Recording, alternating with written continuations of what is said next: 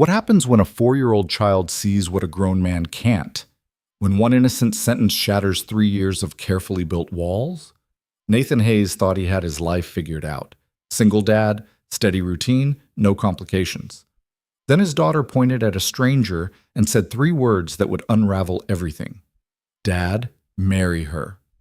The woman didn't even stop walking. But something shifted that afternoon in Millhaven Park.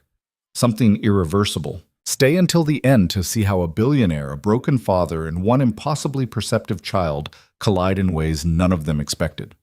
Hit that like button and drop a comment with your city so I can see how far this story travels. The swing set creaked under Lily's weight, a rhythmic squeak that had become the soundtrack to Nathan's Sunday afternoons. He sat on the bench with his coffee growing cold in his hand, watching his daughter's hair catch the light as she kicked her legs higher, higher, chasing something he couldn't see.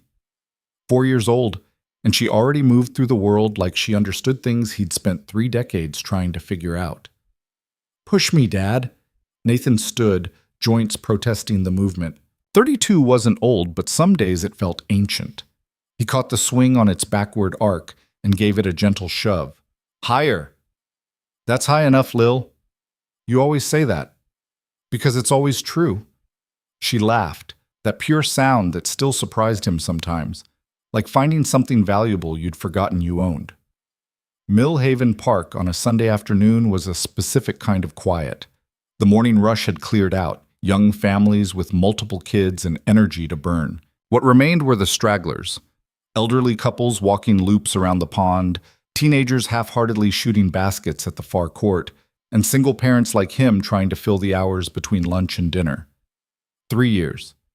3 years since everything had changed, since the hospital room and the flatline and the doctor's hand on his shoulder.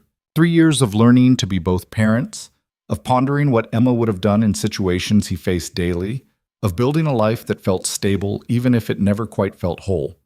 He'd gotten good at it, though. The routine. The predictability. Breakfast at 7, daycare drop-off at 8:15, work until 5, pickup, dinner, bath, bedtime stories, collapse. Repeat. It wasn't the life he'd imagined at 25, but it was the life he had, and he'd learned to wear it like a coat that didn't quite fit but kept you warm enough. Dad, look! Lily was pointing now, one hand gripping the swing chain, the other extended toward the walking path that curved past the playground.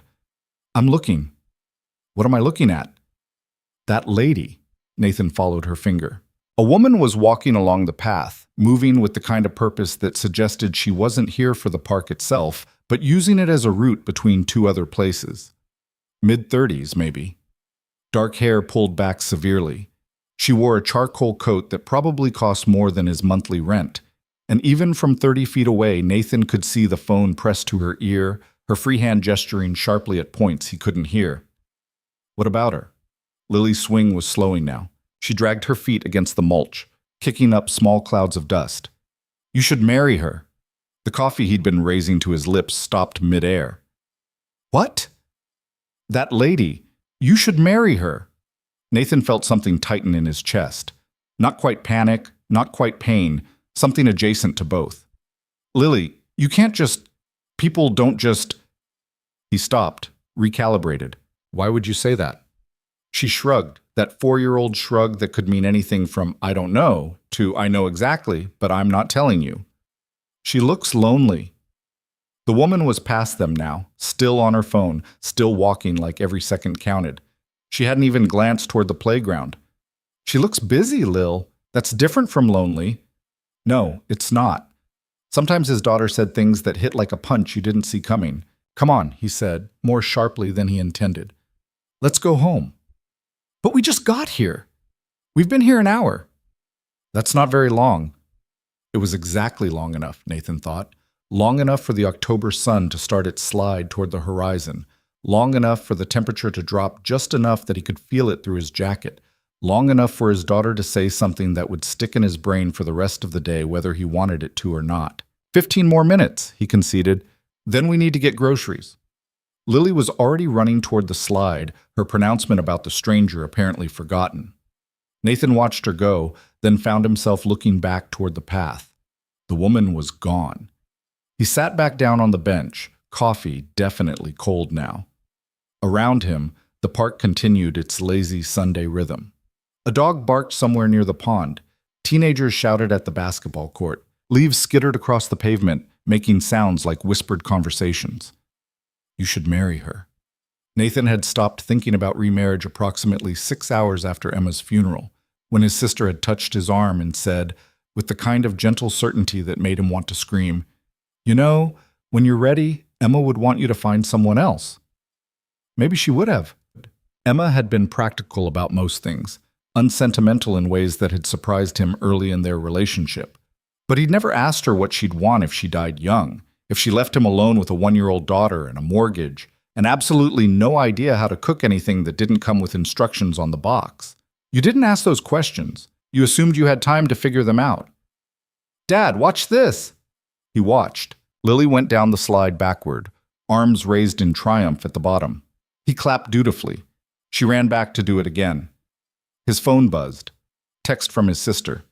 "Still on for Tuesday dinner?" He typed back, "Yeah, 6? Perfect. Lisa's bringing her friend Michelle to just FYI." Nathan stared at the message. There it was again. The gentle orchestrations, the careful setups disguised as casual dinners. His sister meant well. They all meant well. But they didn't understand that he wasn't closed off to the possibility of someone new because he was still grieving. Though maybe he was, a little, in ways he'd gotten good at not examining too closely. He was closed off because his life now had exactly enough space for Lily and work and the daily maintenance of existence. And adding another person would require excavating room he simply didn't have the energy to dig. "Tell Lisa Michelle's nice, but I'm not interested," he typed. 3 dots appeared. Disappeared. Appeared again. "You don't even know Michelle, exactly." He pocketed the phone before she could respond. "Okay, Lil. Time to go." "You said 15 minutes. It's been 15 minutes. It's been like 5 minutes. Has it?" He made a show of checking his phone. "Huh. Looks like 15 to me." She gave him the look. The one that said she knew he was full of it, but was deciding whether to call him on it. She'd learned that look from Emma. Sometimes it was like having a ghost in the room, except the ghost was 4 feet tall and had a preference for wearing mismatched socks. "Fine," she said, dragging out the word.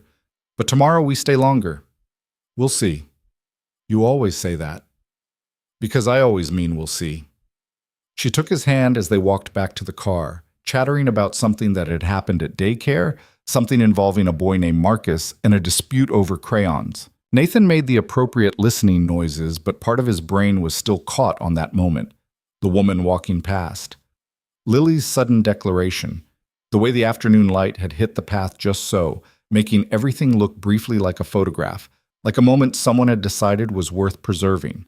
She looks lonely.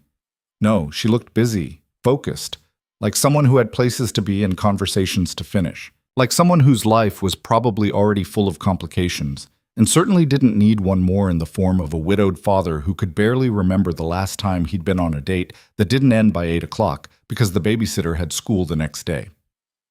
They drove home through streets Nathan knew by heart now, left on Maple, right on 7th, straight through the intersection where the traffic light had been broken for 6 months and the city kept promising to fix. Their apartment building was in a neighborhood that realtors called transitional, which meant it was too expensive for what you got, but not expensive enough to feel safe leaving your bike on the porch.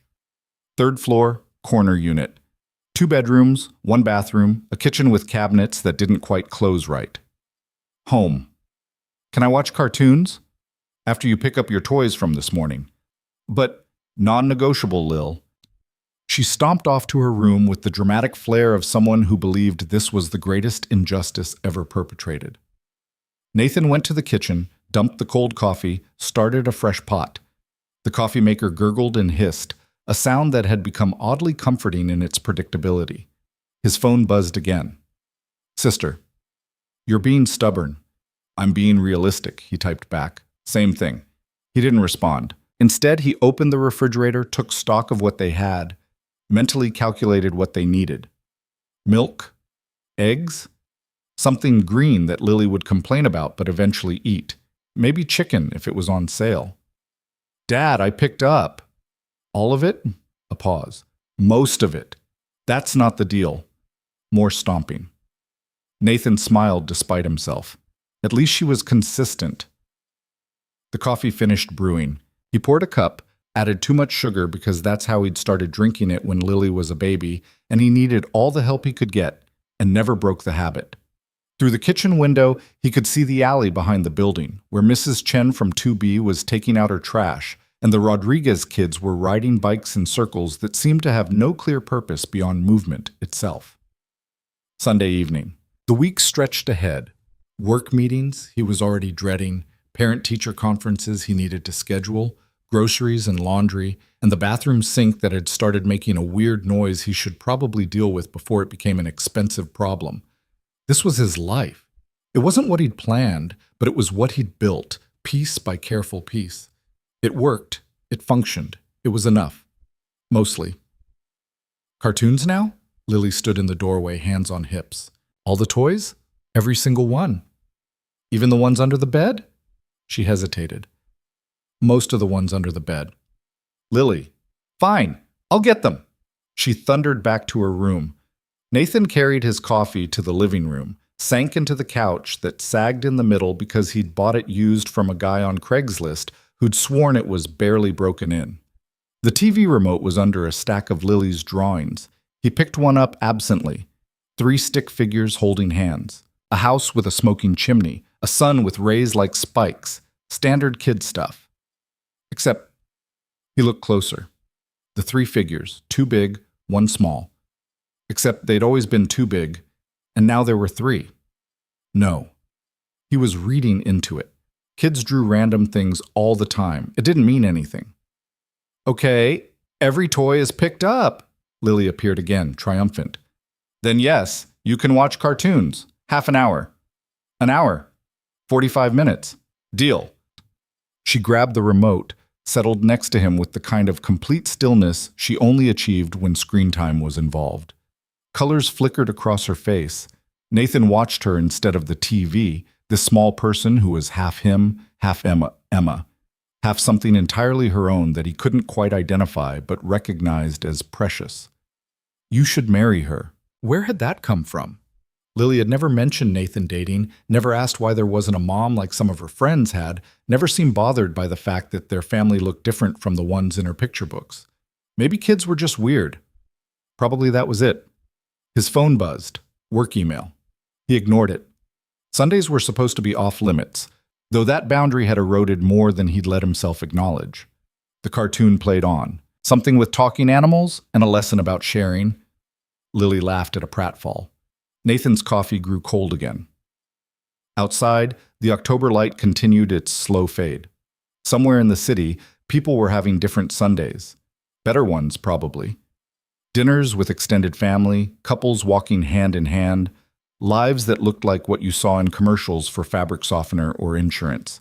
He'd had that once, briefly. Emma had made everything feel possible, like they were building towards something bigger than 2 people in a too small apartment with a baby who didn't sleep.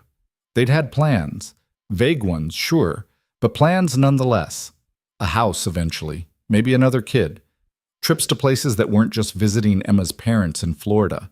Then the headache that wouldn't go away.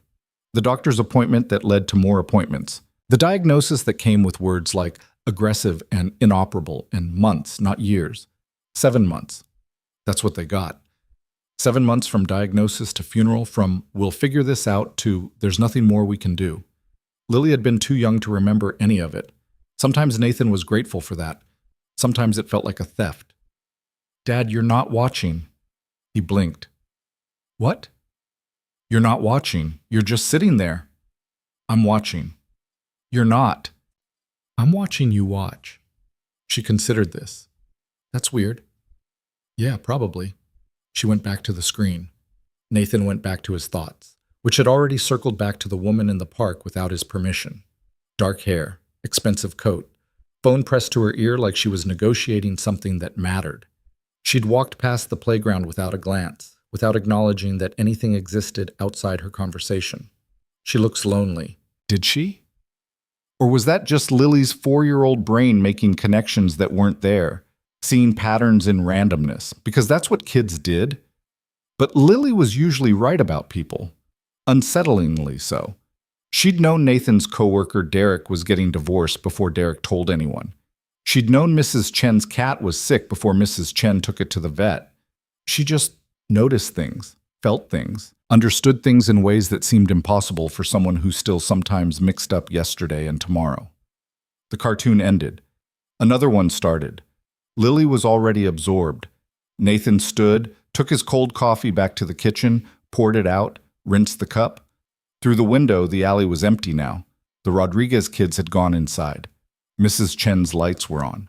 He thought about starting dinner, but it was too early. He thought about tackling the laundry, but that felt like too much effort for a Sunday evening. Instead, he found himself pulling out his laptop, opening it at the kitchen table, staring at the screensaver.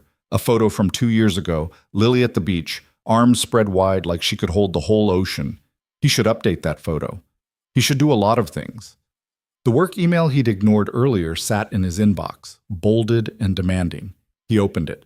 "Nathan, need you to cover the Riverside presentation Tuesday morning," Jenkins called out. "Know it's short notice, but you're the only one who knows the account. Details attached." Martin Fantastic. The Riverside presentation was a disaster waiting to happen, a project that had already gone through 3 account managers and was somehow still limping along despite everyone's best efforts to kill it, and now it was his problem. He typed back, "I can do Tuesday afternoon. Have a commitment in the morning." That commitment being Lily's speech evaluation, which he'd scheduled 3 weeks ago and had already rescheduled twice. He wasn't moving it again. Martin's response came within seconds. "Afternoon works. Thanks for being flexible." Flexible. Right.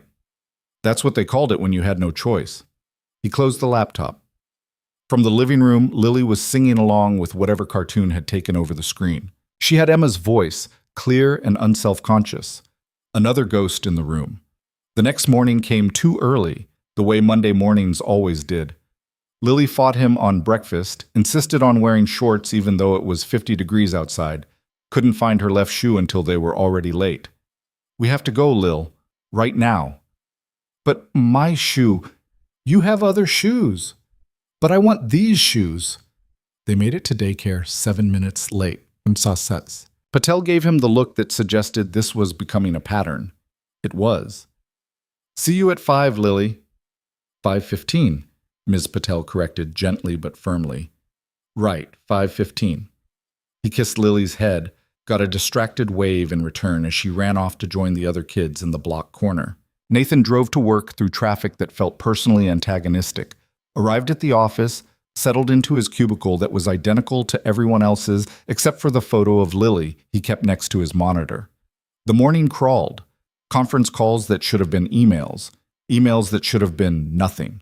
Martin stopped by his desk twice to talk about Riverside, each time adding new complications that made the presentation feel less like a professional obligation and more like a slow-motion car crash he was being asked to narrate. Lunch was a sandwich from the deli downstairs, eaten at his desk while reviewing files. The afternoon wasn't any better. By the time 5 o'clock rolled around, Nathan felt like he'd aged a week. Traffic back to daycare, pick up at 5:15 sharp because Mrs. Patel had made it clear that late fees were non-negotiable. Lily talking non-stop about her day. Marcus had apologized about the crayons. There was a new girl named Sophie who had a backpack with unicorns. They'd sung a song about weather, home, dinner, bath, bedtime. "Read me 2 stories tonight." "The deal is 1 story, Lil." "But I was really good today." "You're always good." "Then I should get 2 stories." He couldn't argue with that logic, honestly. 2 stories turned into 3 because Lily kept asking questions that required increasingly elaborate answers. By the time she finally fell asleep, Nathan felt like he'd run a marathon. He stood in her doorway for a moment, watching her breathe, her small chest rising and falling in the dark. This was it. This was his life. Wake, work, parent, repeat. It was enough. It had to be enough. Except Lily's words from Sunday kept circling back, uninvited. "You should marry her." He shook his head, pulled the door mostly closed, went to his own room. Collapsed on the bed, still wearing his work clothes. Stared at the ceiling where a water stain had been slowly growing for the past year because the upstairs neighbor kept insisting she'd fixed the leak, but clearly hadn't.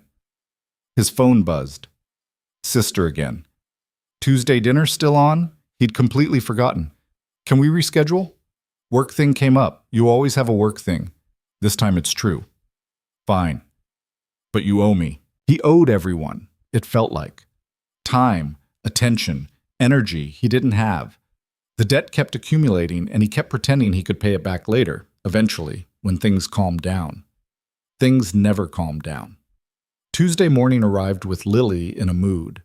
She didn't want oatmeal, didn't want toast, didn't want anything except a Pop-Tart, and Nathan didn't keep Pop-Tarts in the house because then they'd eat nothing but Pop-Tarts. Why not? Because Pop-Tarts aren't breakfast. Yes, they are.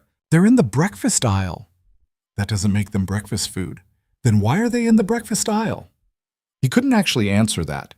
They compromised on cereal with too much sugar, and Lily ate it while glaring at him like he'd personally victimized her.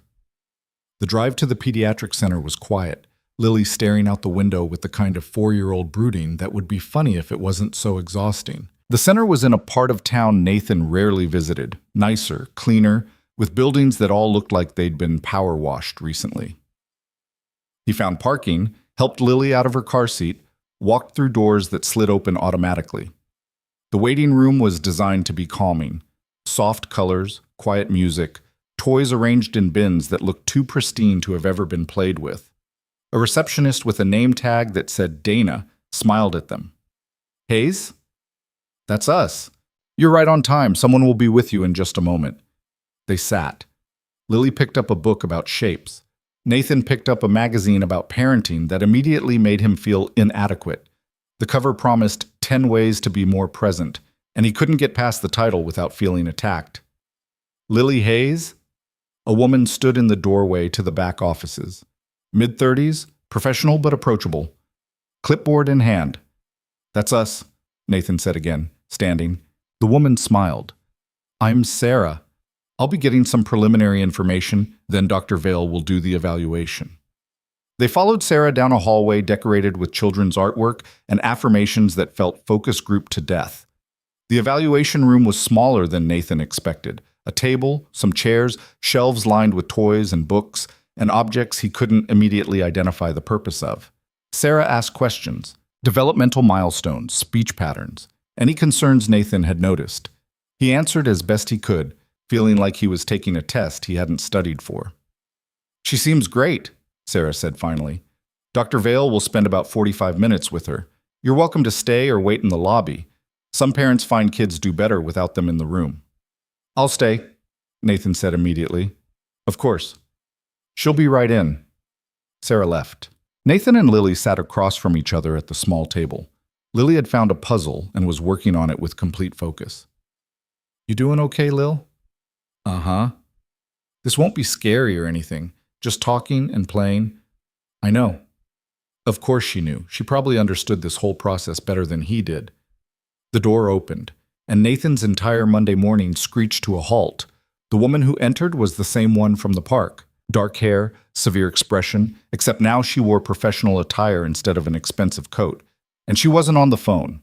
She carried a folder, her eyes scanning it as she stepped inside.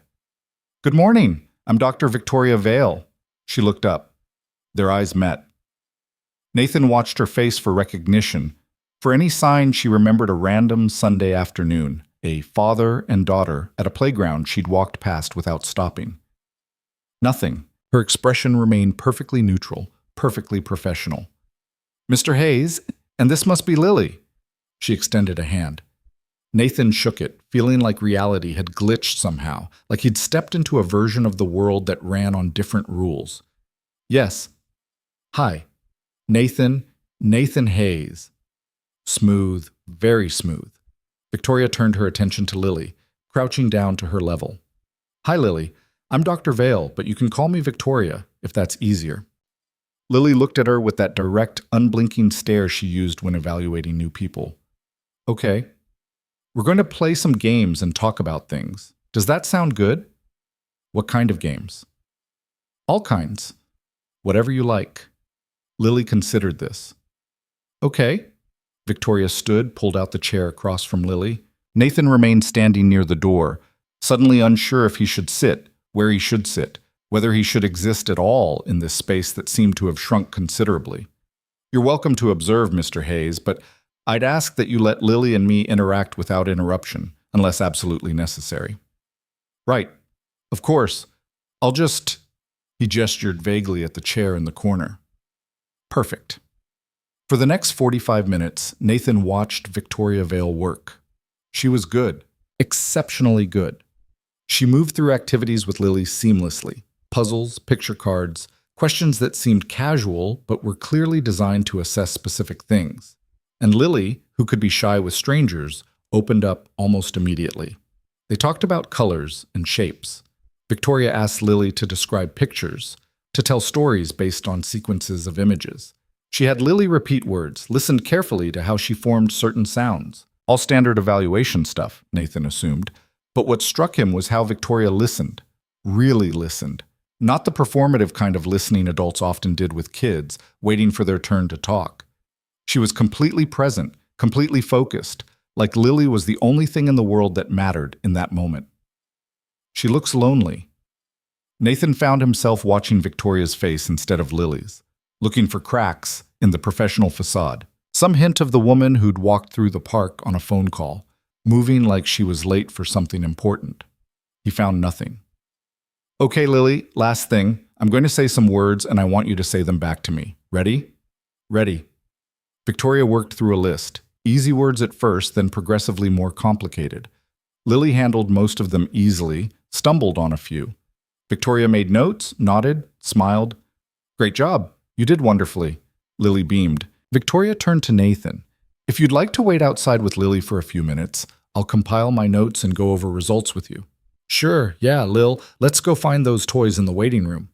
Lily hopped down from her chair, took Nathan's hand. As they left, Nathan glanced back. Victoria was already absorbed in her notes, pen moving quickly across paper. The door closed. Lily tugged on his hand. "She's nice." "Yeah, she seems nice." "Is she the lady from the park?" Nathan stopped walking. "What?" "The lady I said you should marry, is that her?" "How did she—" "I don't—" "Lily, that was just a random person. But it's the same lady. Even if it is, you can't just— That's not how it works." "Why not?" "Because life wasn't a romantic comedy. Because random coincidences didn't mean anything. Because he barely knew this woman, and what he did know suggested she lived in a completely different stratosphere of existence. Because it's not," he said finally. Lily accepted this non-answer with a shrug. They made it back to the waiting room. She found the toys. Nathan found his phone, checked email, tried not to think about the fact that the universe had apparently developed a sense of humor. 15 minutes later, Sarah appeared. "Mr. Hayes? Dr. Vale is ready for you." Back down the hallway, back to the evaluation room. Victoria sat at the desk now, folder open, professional smile in place. "Please sit." Nathan sat. Lily did very well. Her receptive language skills are age-appropriate. Her vocabulary is actually slightly advanced. There are some minor articulation issues. She's struggling with R sounds, which is common at her age, but nothing that concerns me developmentally. Relief washed through Nathan. "So she's okay?" "She's more than okay. She's a bright, engaged child." Victoria paused. "The daycare flagged some concerns about her social interaction, but from what I observed today, she seems perfectly capable of appropriate peer engagement. Sometimes kids just need time to warm up." "Yeah, she can be shy." "That's not a flaw, Mr. Hayes. That's temperament." The way she said it felt almost defensive, like she was protecting Lily from an accusation Nathan hadn't made. "Right, of course." Victoria slid a paper across the desk. "Here's my full report. I'd recommend checking in again in 6 months, just to make sure the articulation issues are resolving naturally. If not, we can discuss speech therapy options." Nathan took the report, scanned it without really reading. "Thank you. Thank you." "You're welcome." She stood, extending her hand again. Professional, distant. Nothing like the woman Lily had pointed at in the park. Nothing like the stranger Nathan had spent 2 days accidentally thinking about. He shook her hand. "If you have any questions, you can call the center." "I will. Thanks again." He was being dismissed. Message received. Nathan collected Lily from the waiting room, helped her into her coat, walked back to the car through morning light that felt too bright. Lily chattered about the games, about how Victoria had let her keep one of the puzzle pieces as a reward. Nathan drove back toward daycare, mind spinning in directions he couldn't quite control. It was her, the same woman. Lily had been right. But so what? Coincidences happened. This was a city of 500,000 people, but the professional networks were small, the circles tighter than they seemed. Running into the same person twice wasn't fate, it was statistics. His phone rang. Work. He ignored it. Dad? Yeah, Lil? I really liked her. Dr. Vale? Yeah. She listens good. Past tense. The evaluation was over. They'd probably never see her again. Which was fine. Which was appropriate. Which was exactly how it should be. Nathan dropped Lily at daycare, on time for once, and drove to work. The office felt oppressive immediately. Martin caught him before he even reached his desk. You ready for Riverside? As ready as I'm going to be. Great. Conference room in 20. The presentation went about as well as expected, which meant it was a controlled disaster instead of a complete catastrophe. The clients asked impossible questions. Martin made promises Nathan would have to keep. By noon, Nathan wanted to quit his job, move to Montana, and become a fly fishing guide. Lunch. More emails, a meeting about the meeting, another meeting about that meeting. By the time 5 o'clock hit, Nathan felt scraped hollow.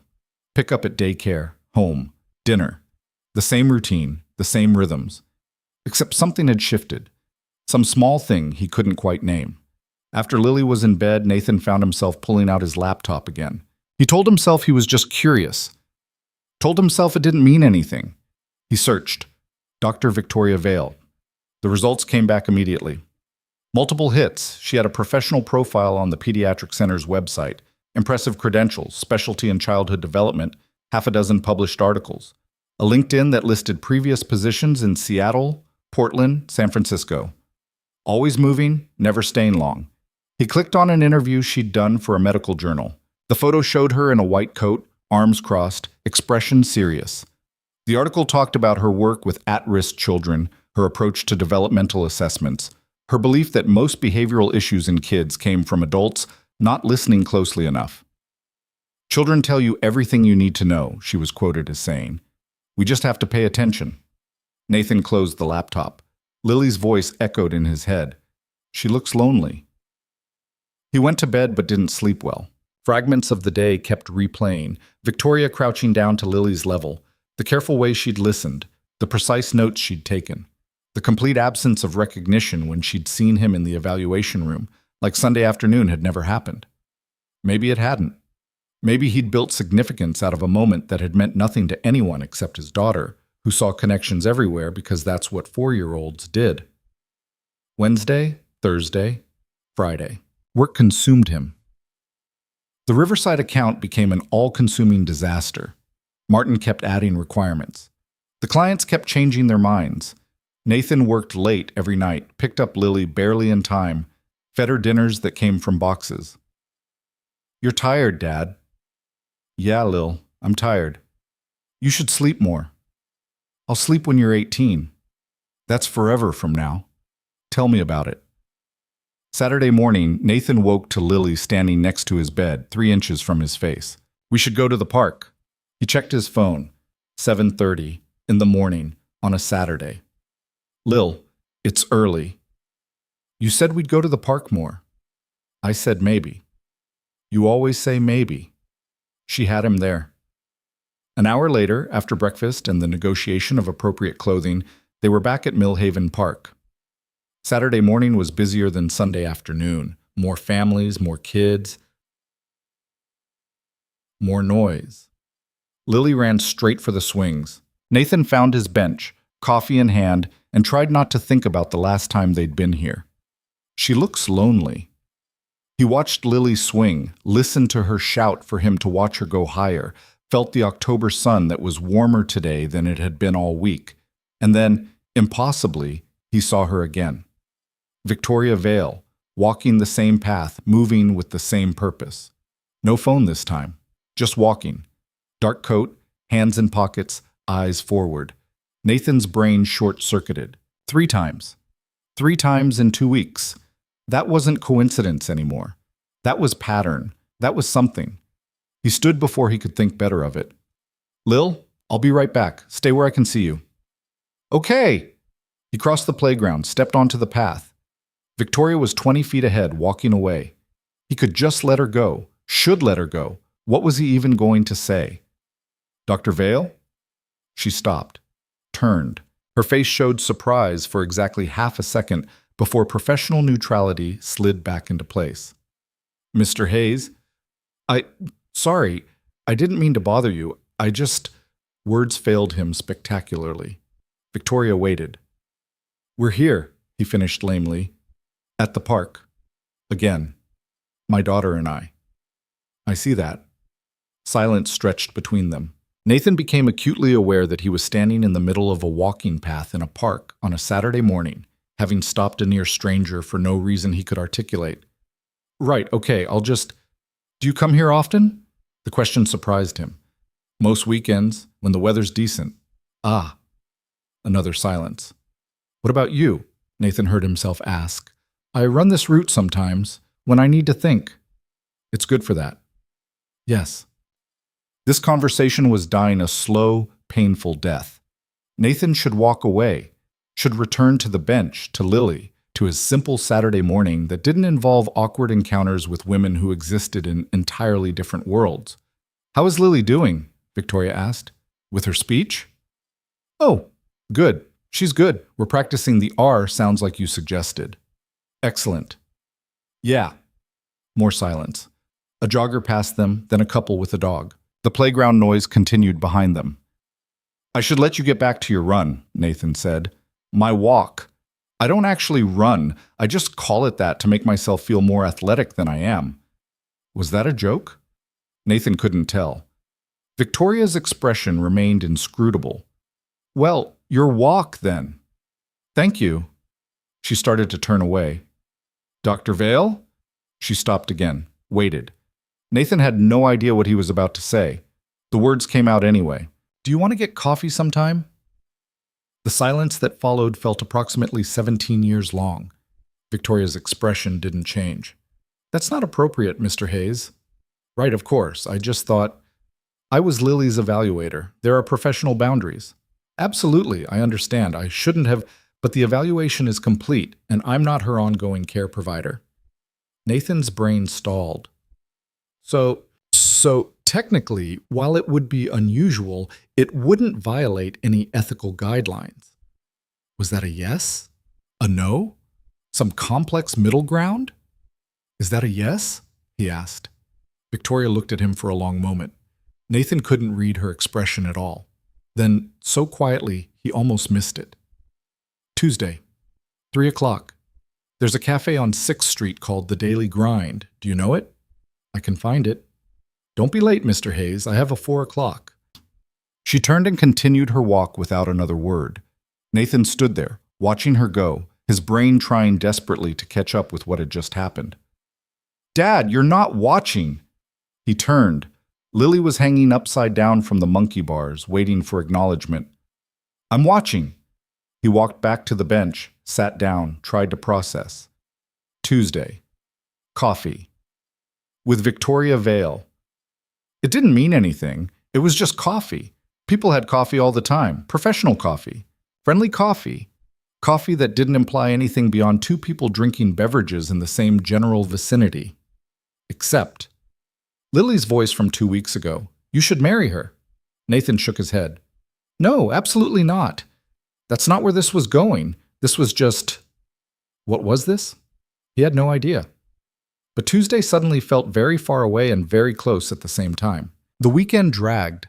Sunday felt like it lasted 3 days. Monday was worse. Work meetings blurred together. Martin's voice became background noise. And Nathan checked his watch approximately every 7 minutes, like it would make Tuesday arrive faster. It wouldn't. Time had its own agenda, and apparently that agenda involved moving as slowly as physically possible. Lily noticed something was off. You keep staring at nothing, Dad. I'm thinking. About what? Work stuff. You're a bad liar. She was 4. 4-year-olds weren't supposed to be that perceptive. Monday night, Nathan stood in front of his closet longer than he had in 3 years. What did you wear to coffee that was maybe professional, maybe not, definitely confusing? He settled on jeans and a button-down that wasn't too wrinkled, then changed his mind, then changed it back. This is stupid, he told his reflection. His reflection didn't disagree. Tuesday morning arrived with Lily in rare form, cooperative, dressed herself without argument, ate breakfast without negotiating. Nathan should have been grateful. Instead, he felt like the universe was setting him up for something. Drop-off at daycare went smoothly, too smoothly. "Have a good day, Mr. Hayes," Ms. Patel said. And Nathan swore she was smiling like she knew something. She couldn't know anything. Nobody knew anything except him and Victoria probably didn't think about it at all. Work was unbearable. The morning crawled. Lunch was a sandwich he barely tasted. By 2:30, Nathan told Martin he had a dentist appointment. Dentist? You didn't mention that. Emergency crown situation. Martin looked skeptical but waved him off. Nathan grabbed his jacket and left before anyone could ask follow-up questions. The daily grind was exactly the kind of place Nathan would never have discovered on his own. Tucked between a vintage bookstore and a dry cleaner on 6th Street. The kind of cafe that looked like someone's living room had annexed a coffee bar. Mismatched furniture, walls covered in local art that was either brilliant or terrible depending on your perspective, and a chalkboard menu written in handwriting so ornate it was nearly illegible. Nathan arrived at 2:47, 13 minutes early. He ordered coffee he didn't want and sat at a table near the window where he could watch the door. 2:50, 2:55, 2:58. At exactly 3 o'clock, Victoria walked in. She wore dark slacks and a cream-colored sweater, her hair down instead of pulled back like it had been at the evaluation. She looked around, spotted Nathan, and crossed to the table with the same purposeful walk she'd had in the park. "Mr. Hayes." "Nathan, please, Mr. Hayes makes me feel like I'm in trouble." "Are you in trouble?" "Probably. I lied to my boss about a dental emergency." Something that might have been amusement flickered across her face. "I'll try to make it worth the deception." She went to order. Nathan watched her interact with the barista. Brief, efficient, no small talk. She returned with tea. Of course she drank tea. They sat across from each other, silence stretched. "So," Nathan started. "So," Victoria echoed. More silence. This was going well. "I should admit something," Nathan said.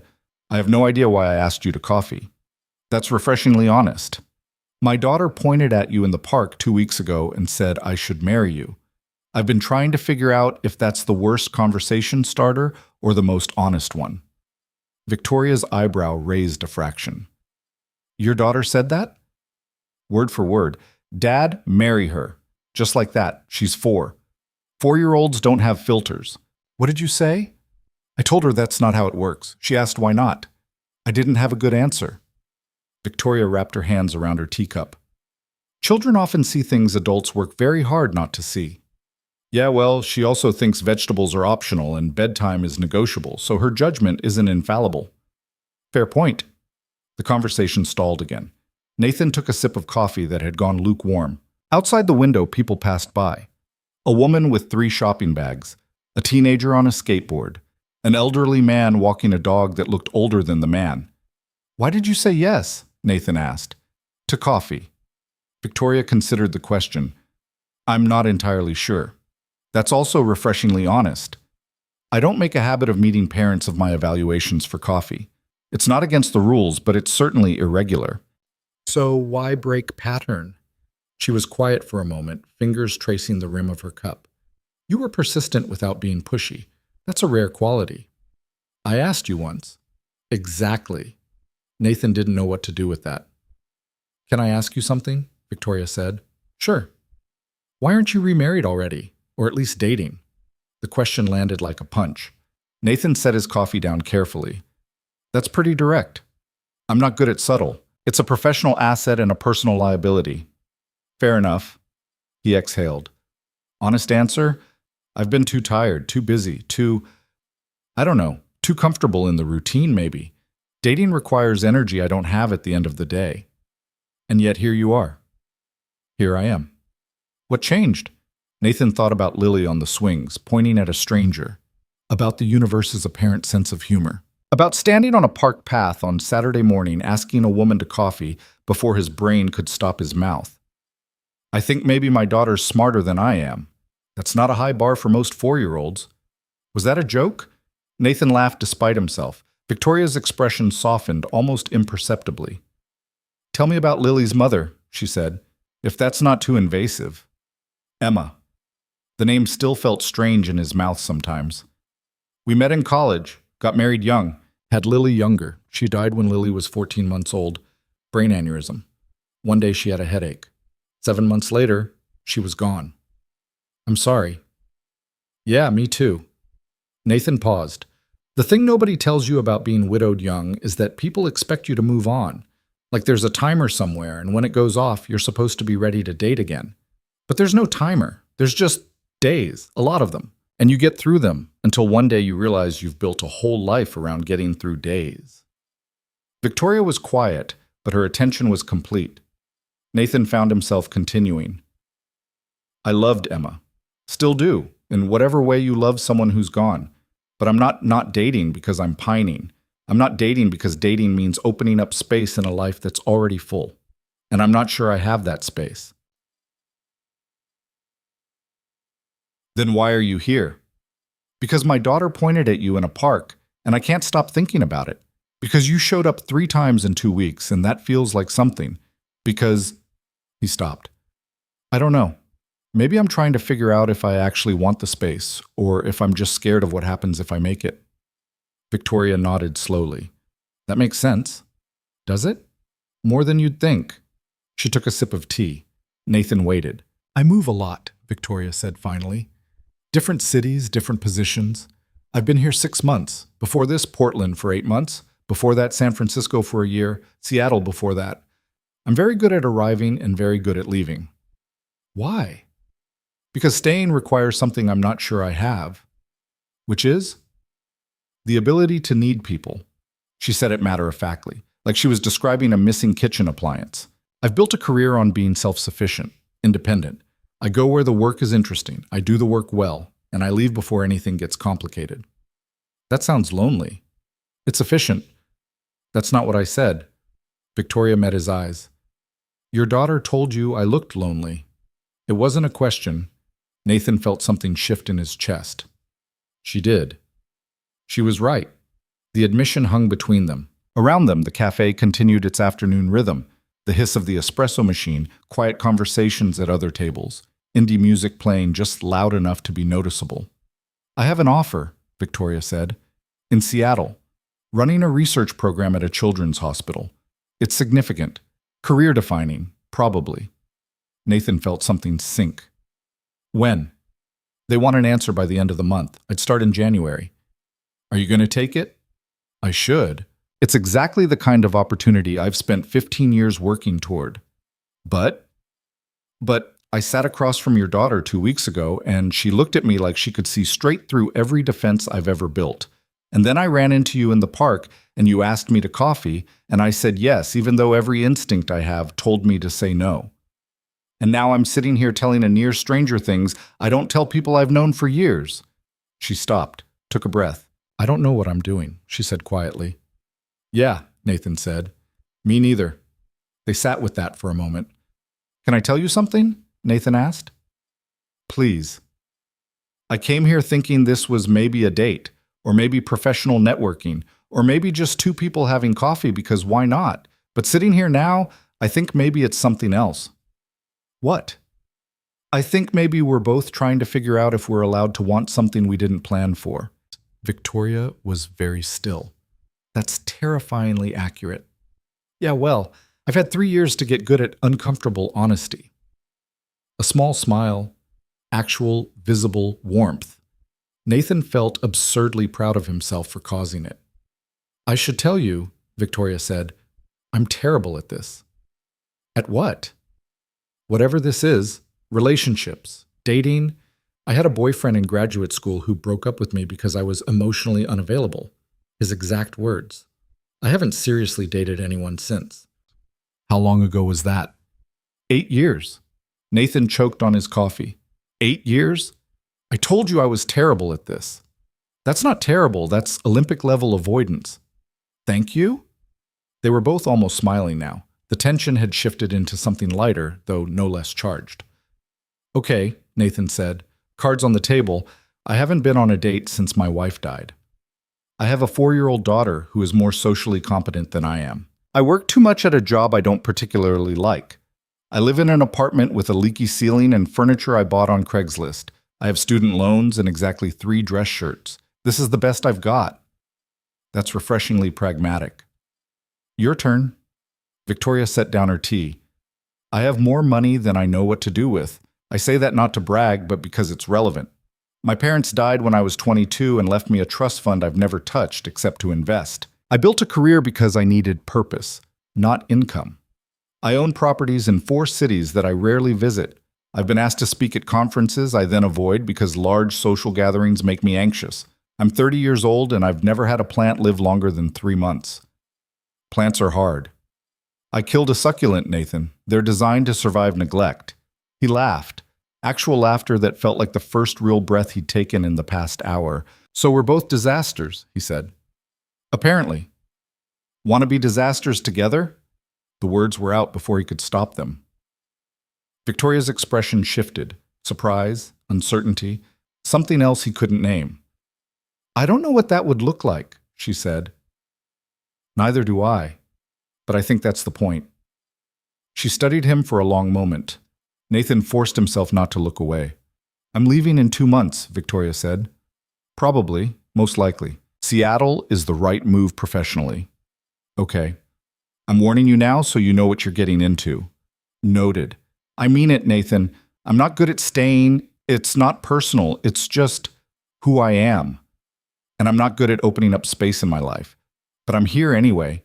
Victoria's fingers drummed against the table, nervous energy she was trying to contain. This is a terrible idea. Probably. I should say no. You could. You should walk away. I could. Neither of them moved. The barista called out someone's order. A chair scraped against the floor. Outside, clouds had started to gather, turning the afternoon light softer, grayer. If we do this, Victoria said slowly, I need you to understand something. I don't know how to do casual. I'm either all in or I'm out completely. There's no middle ground for me. That's fair. And I need time. I can't just leap. That's not how I work. Also fair. And Lily, if this goes anywhere, if it becomes something, I won't do anything that could hurt her. The second I think this is going to cause her pain, I'm out. Non-negotiable. Nathan felt something warm spread through his chest. That's the right answer. Is it enough? For you to say yes to whatever this is? He thought about Lily's drawing. 3 figures under a wide sky. Home. Yeah, he said. It's enough. Victoria exhaled. Okay. Okay? Okay. We can try, whatever that means. Nathan's phone buzzed. He ignored it. It buzzed again. Reluctantly, he checked. Daycare, missed call, voicemail. I have to... Sorry, 1 second.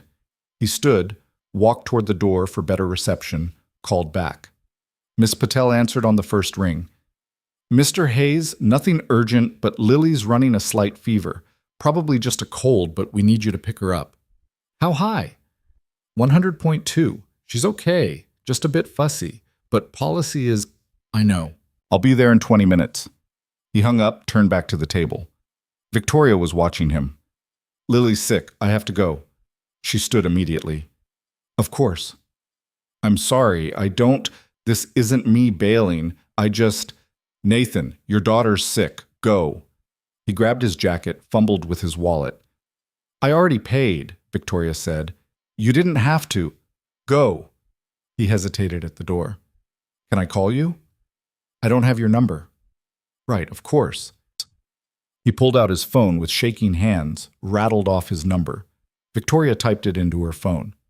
I'll text you, she said. So you have mine. Okay? Take care of Lily. Nathan nodded, pushed through the door, half ran to his car. The drive to daycare took 15 minutes that felt like 50. Miss Patel met him at the door with Lily, who looked small and miserable. "Hey, Lil, not feeling good? My throat hurts. Let's get you home." The drive back was quiet. Lily dozed in her car seat. Nathan's phone buzzed. Text from an unknown number. "This is Victoria. Hope Lily feels better." He texted back one-handed. "Thanks. Sorry about the abrupt exit. Don't be. We'll talk soon. Home." Nathan carried Lily inside, got her settled on the couch with a blanket and cartoons, took her temperature again, 100.4 now. He gave her children's Tylenol, made her drink water, sat beside her, and tried not to think about everything that had just happened. "Dad? Yeah, Lil? Did you see Dr. Vale today?" Nathan's brain stuttered. "How did you… what? You smell like her perfume." "He did? How could Lily possibly…" "We had coffee," he admitted. "Just talking. Adult stuff. Do you like her?" Yeah, I think so." Lily nodded against his shoulder. "Good. She likes you too." "How do you know?" "She smiles different when she looks at you." Nathan had no response to that. His 4-year-old daughter was apparently more observant than every adult he knew combined. "Get some rest, Lil." "Okay." She fell asleep within minutes. Nathan sat there, Lily's head on his shoulder, his phone in his hand, trying to process the fact that his carefully controlled life had just tilted sideways. That evening, after Lily woke up hungry and ate half a bowl of soup before declaring herself full, after her fever broke and she seemed more herself, after bath and early bedtime, Nathan found himself staring at his phone. Victoria's text sat there. 3 sentences. Nothing profound. He typed, "She's doing better. Just a cold, I think." The response came within minutes. "Good. Kids are resilient. Yeah. She already asked me if I like you. What did you tell her?" Nathan stared at the screen, deleted 3 different responses. Finally settled on the truth, which is that I think I do. 3 dots appeared, disappeared, appeared again. Finally, that's terrifying. Yeah. Also maybe good? Maybe. He set the phone down, picked it up again, texted, "Can I ask you something?" "Yes. Why did you really say yes to coffee?" The response took longer this time. When it came, it was just 5 words. "Your daughter saw something I didn't." Nathan read it 3 times. Typed, "What did she see?" "I'm still figuring that out." He smiled despite himself. "Let me know when you do. That might take a while. I've got time." The dots appeared and disappeared several times. Then, "I should let you get some sleep, probably." "Good night, Nathan." "Good night, Victoria." He set the phone on the nightstand and lay back against pillows that desperately needed replacing. Through the wall, he could hear Lily's soft breathing from her room. Outside, traffic sounds filtered up from the street. His life had been stable for 3 years, predictable, safe. And now there was Victoria Vale, brilliant, guarded, probably leaving in 2 months, texting him goodnight like it was the most natural thing in the world. Nathan fell asleep smiling. The next morning, Lily's fever was completely gone. She woke up demanding pancakes and arguing about whether she needed to wear a jacket to daycare. "It's 60 degrees out, Lil." "That's not cold. It's jacket weather." "You're not wearing a jacket. I'm an adult. Adults have better circulation." "That's not a real thing." He wasn't entirely sure it was, honestly. They compromised on a hoodie. The drive to daycare was filled with Lily's running commentary on every car, building, and passing dog. Nathan had missed this, the healthy version of his daughter, full of opinions and energy. Drop-off went smoothly. Miss Patel looked pleased to see Lily back to normal. "Dad?" Nathan turned.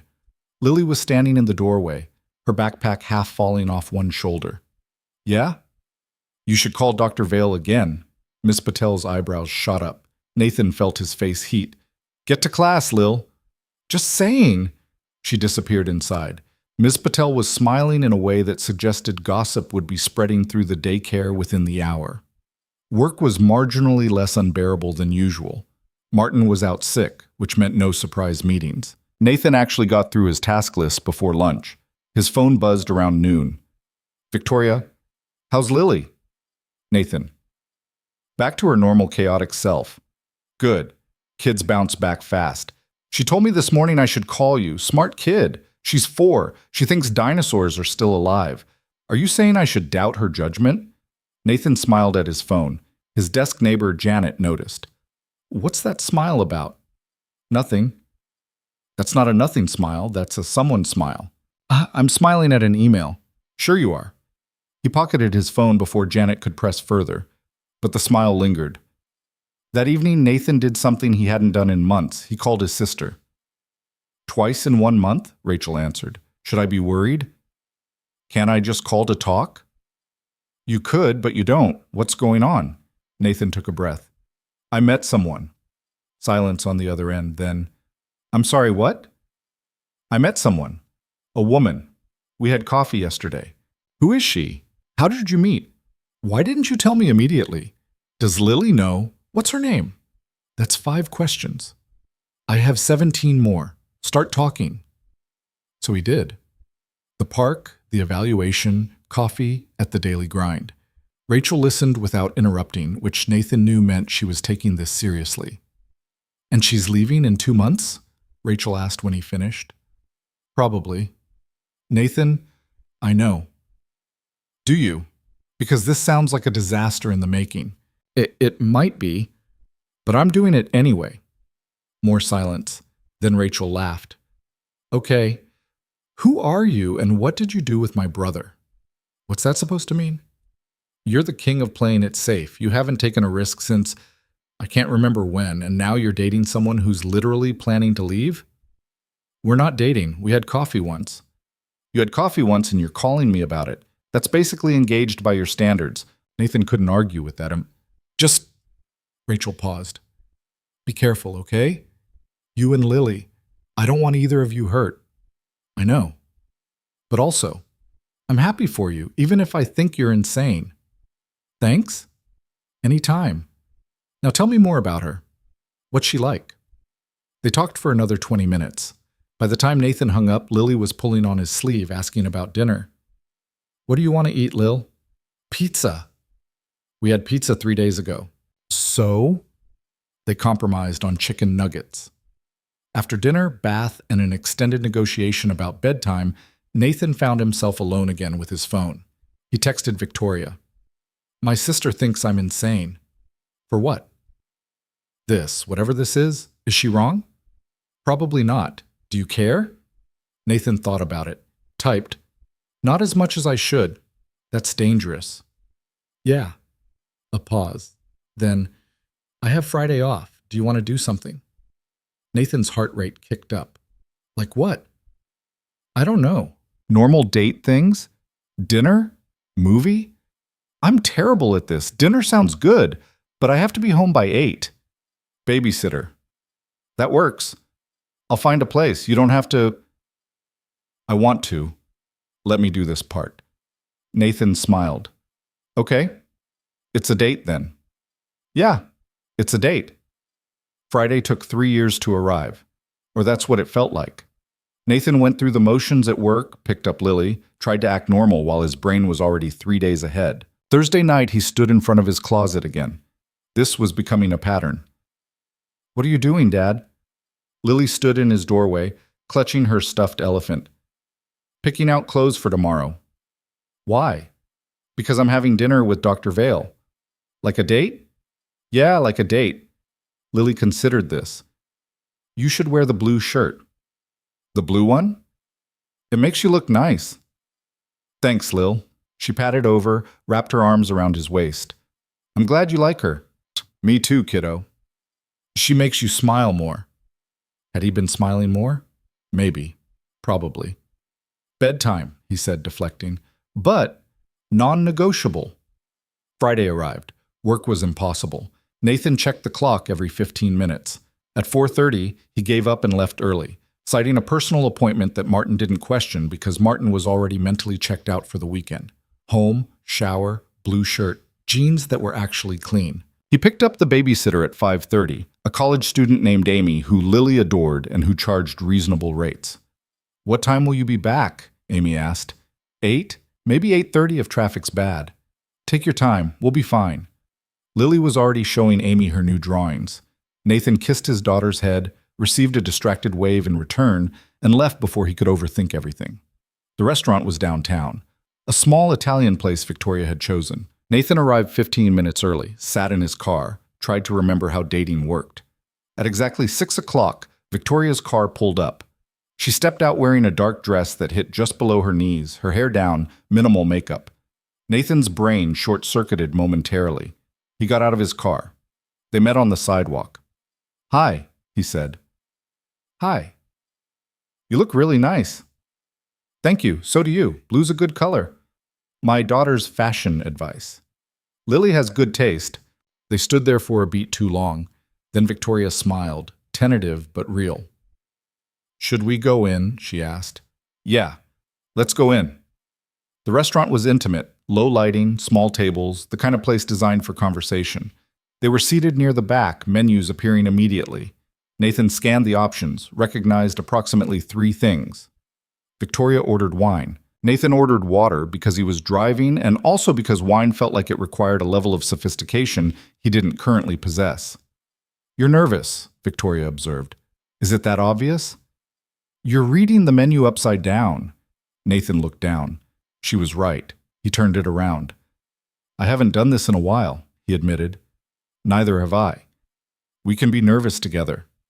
That helped, somehow. They ordered, the food arrived. They ate and talked. About nothing important at first. Work, weather, the fact that the restaurant's lighting made everyone look vaguely mysterious. But gradually, the conversation deepened. Victoria talked about her childhood, about growing up with parents who were older, who died within 6 months of each other when she was finishing graduate school, about inheriting money she'd never wanted and didn't know how to spend, about building a career as a form of purpose, a way to matter in ways that had nothing to do with her bank account. Nathan talked about Emma, about meeting her in a freshman literature class, about building a life that felt too small but also perfectly right, about Lily's birth, Emma's death, the 3 years since that had been simultaneously the hardest and most meaningful of his life. "Do you still love her?" Victoria asked quietly. "Yeah, but differently now. Like loving a memory instead of a person." "That makes sense. Does it?" "More than you'd think." They finished dinner. The waiter brought the check. Victoria reached for it immediately. "I can pay," Nathan said. "I know you can, but I want to. Let me." "Victoria, please. I have more money than I'll ever need, and dates are supposed to be gestures. Let me make the gesture." He relented. They left the restaurant and stood on the sidewalk where they'd met 2 hours earlier. "It's only 7:30, Victoria said. "I have until 8. Want to walk?" They walked. No destination, just movement through downtown streets that were busy with Friday night energy. They talked and didn't talk, fell into comfortable silences that felt less awkward than they should have. "Can I ask you something?" Nathan said eventually. "Always? If Seattle is the right move, if it's everything you've been working toward, why haven't you said yes yet?" Victoria was quiet for several steps. "Because for the first time in my life, I'm not sure if the right career move is the right life move." "What's the difference?" "Career moves are logical. Life moves are terrifying." Nathan stopped walking. Victoria stopped too, turned to face him. "I'm going to say something," Nathan said, "and you can tell me if I'm completely out of line, okay? I don't think you should stay for me. Or for this, whatever this is. 2 weeks doesn't earn that kind of sacrifice." "Nathan, but I also think you should make sure you're choosing Seattle because you want it, not because it's easier than choosing something else." Victoria's expression was unreadable. "That's remarkably insightful. I've had 3 years to think about choice and inertia. I'm an expert at confusing the two." She stepped closer. Close enough that Nathan could smell her perfume, the same scent Lily had apparently noticed days ago. "What if I don't know what I want?" Victoria asked. "Then maybe we figure it out together, for however long we have." 2 months? Maybe. Maybe more. Maybe less. That's not much time. No, but it's more than we had yesterday. Victoria looked up at him. Nathan looked back. The street noise faded to background static. "I should get you home," she said finally. "Your babysitter's waiting." "Yeah." Neither of them moved. Then Victoria did something that surprised them both. She reached up, kissed him. Brief, tentative, a question more than a statement. Nathan kissed her back, longer, certain, an answer. When they pulled apart, Victoria was almost smiling. That was probably a bad idea. Probably. We should definitely not do it again. Definitely not. They stood there grinning like idiots. Walk me to my car? Victoria asked. Yeah. They walked back in silence. At her car, Victoria paused with her hand on the door. Next week, she said, you and Lily, come to the aquarium with me, if that's not too forward. The three of us? Yes. Lily would love that. Good. Sunday afternoon? We'll be there. Victoria got in her car. Nathan watched her drive away. Then he got in his own car and sat there for several minutes, processing. He just kissed Victoria Vale. They were going to the aquarium Sunday. This was happening. Whatever this was, it was actually happening. His phone buzzed. Amy. Everything okay? It's 8:15. Nathan checked the time. Somehow he'd lost track completely. On my way. Be there in 10. He drove home through Friday night traffic, mind spinning. Amy met him at the door, clearly curious but too polite to pry. She was great, already asleep. Nathan paid her, added extra for running late. After she left, he checked on Lily, out cold, elephant clutched to her chest. He went to his room, lay down, picked up his phone. Texted Victoria. Home. Lily's asleep. Good. Thank you for tonight. Thank you. A pause. Then, I'm scared, Nathan. His chest tightened. Me too. What are we doing? No idea, but I want to keep doing it, even though I'm probably leaving. Even though you're either very brave or very stupid, probably both. He could almost hear her laugh through the text. Good night, Nathan. Good night. He set the phone down and stared at the ceiling. His stable, predictable life had completely derailed, and for the first time in 3 years, Nathan found himself hoping the track ahead stayed curved. Sunday arrived wrapped in the kind of gray November sky that threatened rain, but never quite delivered. Nathan woke to Lily standing beside his bed again, her face inches from his. Is today the aquarium day? He checked his phone. 6:45 in the morning. Yes, Lil, but not until this afternoon. How long is that? Many hours. How many? Too many for you to be awake right now. She didn't move, just stared at him with an intensity that suggested sleep was no longer an option for either of them. Fine, we're up. Lily cheered and ran off to her room. Nathan heard drawers opening, clothes hitting the floor. He dragged himself out of bed and found her standing in front of her closet, wearing mismatched pajamas and a look of deep concentration. What should I wear to see fish? Regular clothes, Lil. But what if we get wet? We're not getting in the tanks. But what if? They settled on jeans and her favorite purple shirt with a unicorn on it. Nathan made breakfast while Lily provided running commentary on everything she knew about marine life, which was substantial and mostly inaccurate. Sharks can smell fear, Dad.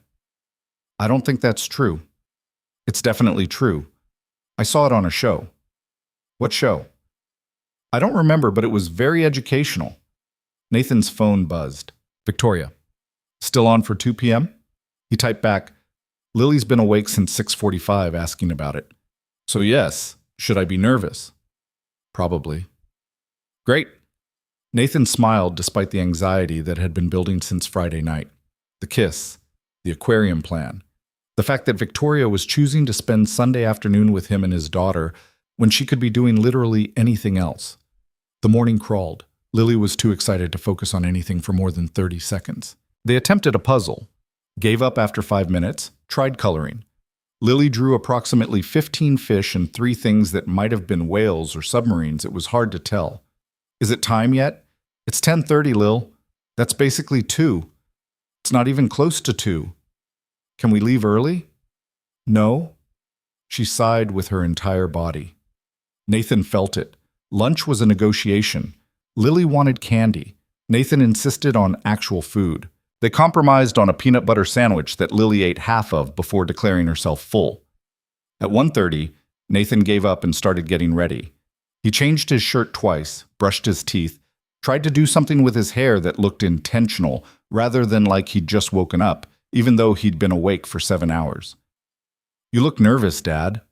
I'm not nervous. Your face is doing the nervous thing. What nervous thing? The thing where your eyebrows go up. He forced his eyebrows down. Lily giggled. They left at 1:45. The aquarium was downtown, a 20-minute drive that Lily filled with questions Nathan couldn't possibly answer. Do jellyfish have brains? I don't know. Can octopuses open jars? Maybe. Why are fish slippery? That's just how they are. But why? I'll add it to the list of things to look up later. They arrived at 1:58. Nathan spotted Victoria's car already in the parking lot. His stomach did something complicated. There she is, Lily pointed. Victoria stood near the entrance, wearing dark jeans and a gray sweater, her hair pulled back. She saw them and waved. Lily waved back enthusiastically enough to nearly hit Nathan in the face. They got out of the car. Lily ran ahead, stopped a few feet from Victoria, suddenly shy. Hi, Lily. Hi, Dr. Vale. You can call me Victoria, if that's okay with your dad. Nathan caught up. That's fine. Hi, Victoria said to him. Hi. They stood there looking at each other while Lily looked at both of them with an expression that suggested she knew exactly what was happening and found it amusing. Should we go in? Victoria asked. Yes. Lily grabbed Victoria's hand without hesitation. Victoria looked surprised, then pleased. They walked toward the entrance, Lily between them, chattering about all the fish she wanted to see. The aquarium was busy. Sunday crowds, families everywhere, kids pressed against glass displays shrieking at various marine life. Nathan had been here before with Lily, but it felt different now. Victoria moved through the space with the same careful attention she'd shown during Lily's evaluation, reading every information placard, asking Lily questions that made her think. Why do you think the starfish is that color? Lily considered it seriously. To hide? That's a good guess. What else? To look pretty? Also possible. Should we read what the sign says? They read together. Nathan hung back slightly, watching them. Victoria crouched down to Lily's height, pointed at words, let Lily sound them out. Patient. Engaged. Present. She's good at this, Nathan thought, better than she probably realized. They moved through exhibits, tropical fish in impossible colors. A touch tank where Lily was initially brave, then terrified when a sea star actually moved under her hand. Victoria didn't push, just stood beside her until Lily tried again. It feels weird. Yeah, it does. Do you like it? I'm not sure, but I'm glad I tried. They watched the sea turtles. Lily pressed her face against the glass, leaving nose prints Nathan would have normally told her not to make. But Victoria didn't seem to mind, so he didn't either. They're so slow, Lily observed. They live a long time, though, Victoria said. Some sea turtles can live over 100 years. That's older than you? Much older than me. How old are you? Lily, Nathan interjected. That's rude. It's fine, Victoria said. I'm 30. That's pretty old. Thanks, kid. Nathan winced. Victoria was trying not to smile. They found the jellyfish exhibit. A dark room with glowing tanks, jellyfish pulsing through water like living lava lamps. Lily was transfixed. Victoria stood beside her, and Nathan stood beside Victoria, and for several minutes nobody said anything. They don't have brains, Victoria said quietly. What? Nathan asked. Jellyfish. Lily asked earlier if they have brains. They don't. Just a nerve net. You heard that? I was already here when you pulled up. You two are not quiet. Nathan felt his face heat. Sorry. Don't be. It was endearing. Their hands were inches apart on the railing. Nathan's pinky finger moved slightly, touched hers. She didn't pull away. This was a good idea, Nathan said. Yeah? Yeah? Lily turned around. Can we see the sharks now? The shark tank was the main attraction, a massive cylindrical display you could walk under, sharks swimming overhead in slow, menacing circles. Lily stood directly beneath them, neck craned back, completely fearless. They're huge. They're also well-fed, Victoria said. So you're safe. I'm not scared. I know you're not. Nathan watched a reef shark glide past, all muscle and prehistoric grace. I'm a little scared. That's because you're smarter than a 4-year-old, Victoria said. Debatable. They circled the tank. Lily ran ahead, then back, then ahead again, too excited to stay in one place. Nathan and Victoria followed at a slower pace. "She's great," Victoria said. "When she wants to be." "I mean it. You're doing a good job." The compliment hit harder than it should have. "Thanks. Most days I feel like I'm barely keeping it together." "That's just parenting. Nobody knows what they're doing. Some people are just better at pretending." "Is that from professional experience or personal observation?" "Both." They stopped at a bench near the exit of the shark exhibit. Lily was still enthralled, face pressed to the glass. Victoria sat. Nathan sat beside her. "Can I ask you something?" Victoria said. "Always." "What did Emma think about having more kids?" The question surprised him. "We talked about it. Before she got sick, she wanted 2, maybe 3. I was less sure. One felt like enough chaos." "Do you still feel that way?" "I don't know. I haven't let myself think about it." He paused. "Why?" Victoria was quiet for a moment. "I've spent my entire adult life avoiding anything that looks like traditional domesticity. Career over relationships. Independence over compromise. And now I'm sitting in an aquarium on a Sunday afternoon watching a 4-year-old look at sharks. And I'm not hating it. Is that surprising? Terrifying is more accurate." "Why?" "Because if I like this, if I let myself want this, it makes Seattle a completely different decision." Nathan's chest tightened. "Victoria, I know what you said about not staying for you. But what if I'm not staying for you? What if I'm staying for me? Because for the first time, I'm not sure running toward the next thing is the same as running toward something better." "I don't know what to say to that." "You don't have to say anything. I'm just thinking out loud." Lily ran over, breathless. "Can we see the penguins?" "Absolutely," Victoria said, standing. "Lead the way." The penguin exhibit was near the end. Glass walls showed the birds underwater and above, waddling around with the kind of purposeful clumsiness that made them universally beloved. Lily laughed at their swimming, at how fast they moved in water compared to land. "They're so funny looking." "They're doing their best," Victoria said. "Do you think they know they're funny?" "Probably not. They just think they're regular penguins." "That's sad." "Is it? Maybe it's better not knowing." Nathan watched Victoria watch the penguins. She looked relaxed, more relaxed than he'd seen her since that first coffee. Like she'd let something go, some tension she carried everywhere else. They spent another hour in the aquarium. The gift shop was inevitable. Lily wanted 17 things. Nathan said she could have one. They compromised on 2. A stuffed sea turtle and a book about sharks. Outside, the gray sky had darkened. Still no rain, but it felt close. "Thank you for coming," Victoria said to Lily. "Thank you for inviting us." "Want to get ice cream? There's a place around the corner." Lily looked at Nathan with hope that could power a small city. "Sure, why not?" The ice cream shop was tiny, barely room for 6 people. They ordered. Lily got chocolate with sprinkles. Nathan got vanilla because he was boring. Victoria got something with caramel and sea salt that sounded complicated and expensive.